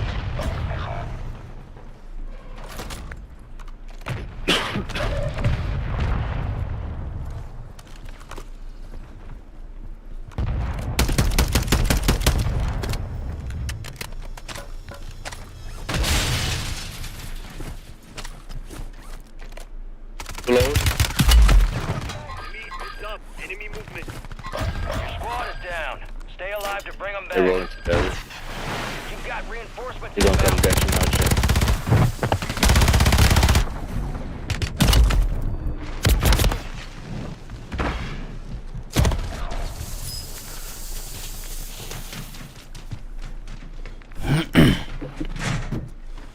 Why are we in these rat lobbies now?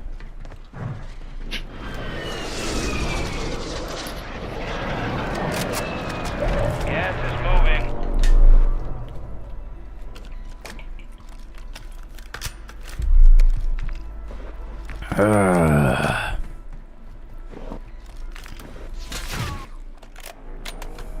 You're getting another chance. We need to go to iridescent lobbies and see what's up.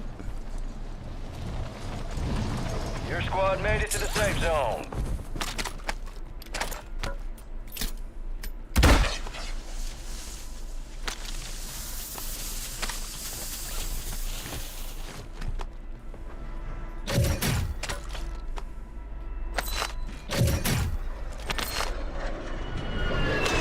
Cody? Alright, we don't got enough. We need 12-5.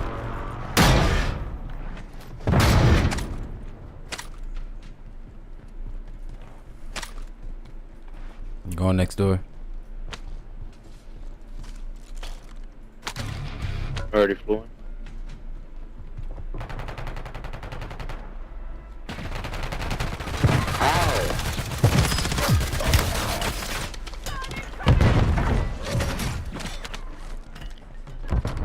His partners are in no bio. Squad mates redeploying. Well done.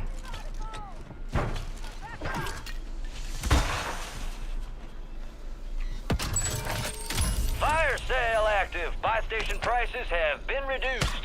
A couple contracts out there have increased payouts. Get to them first to cash out. We have an ammo box here. Alright, load up.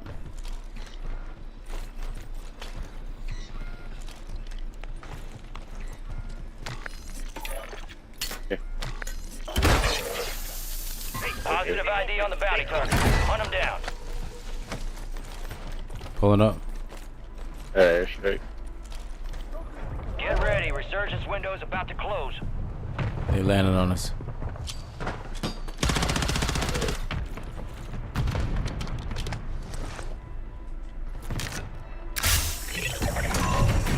All bounty targets are KIA. Well done.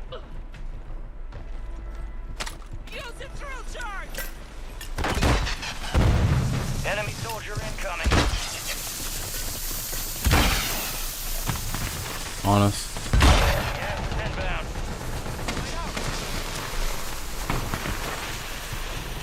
Right here.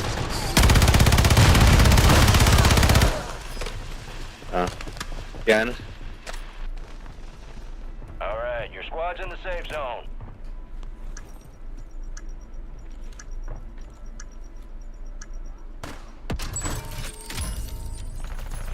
Fire sales done. Right. Pricing Whoa. back to normal. Broken.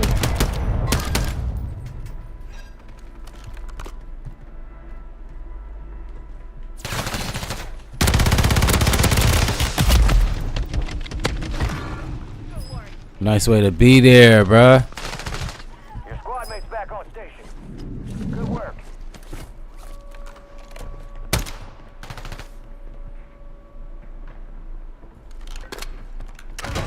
How, bro? Okay. Resurgence has been deactivated. This is the end game. Adrian does it again.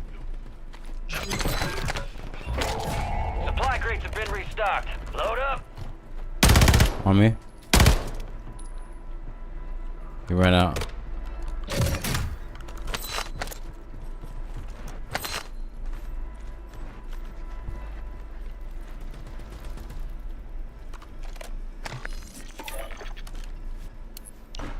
We gotta take over bio.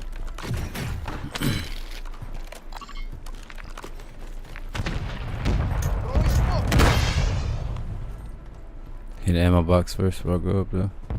You're losing ground. Move it. Attenzione, this sector's hot. Impact, no hit. Your squad made it to the safe zone. Top 5.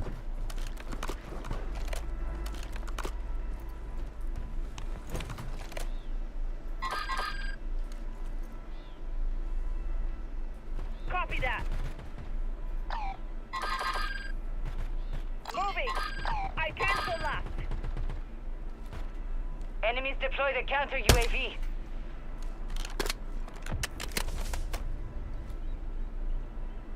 Hey, enemy here.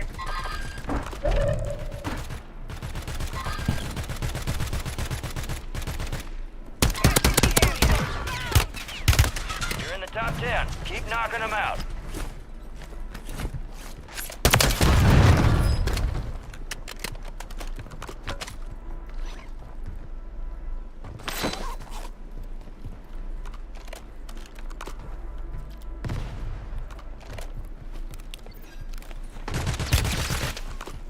Gas is closing in.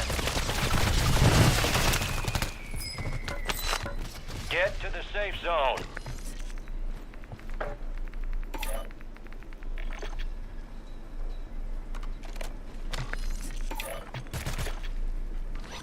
You take tunnel. Probably. Crossover. You said that's what you want to do? Okay. Exiting the AO. Take tunnel.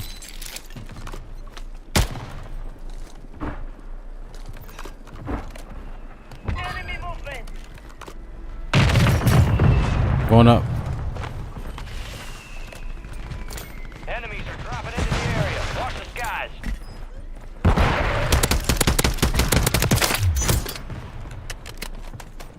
One in the air.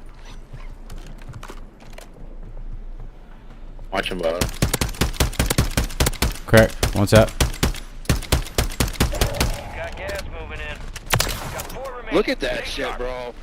Safe zone's a ways out. We need to get moving. One bottom of me.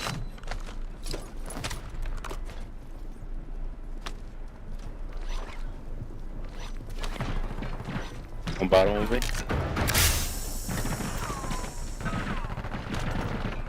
Two. One down. The fat boy. He's taking tunnel. Oh, he's still bottom. He's picking up his partner. He picked him up. There's the last two. Two there's two there.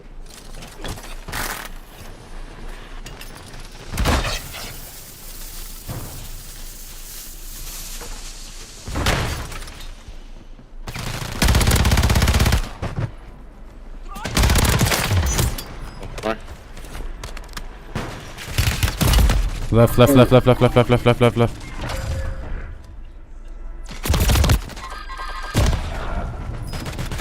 Come on. There you go. Hell of a job. Sheesh.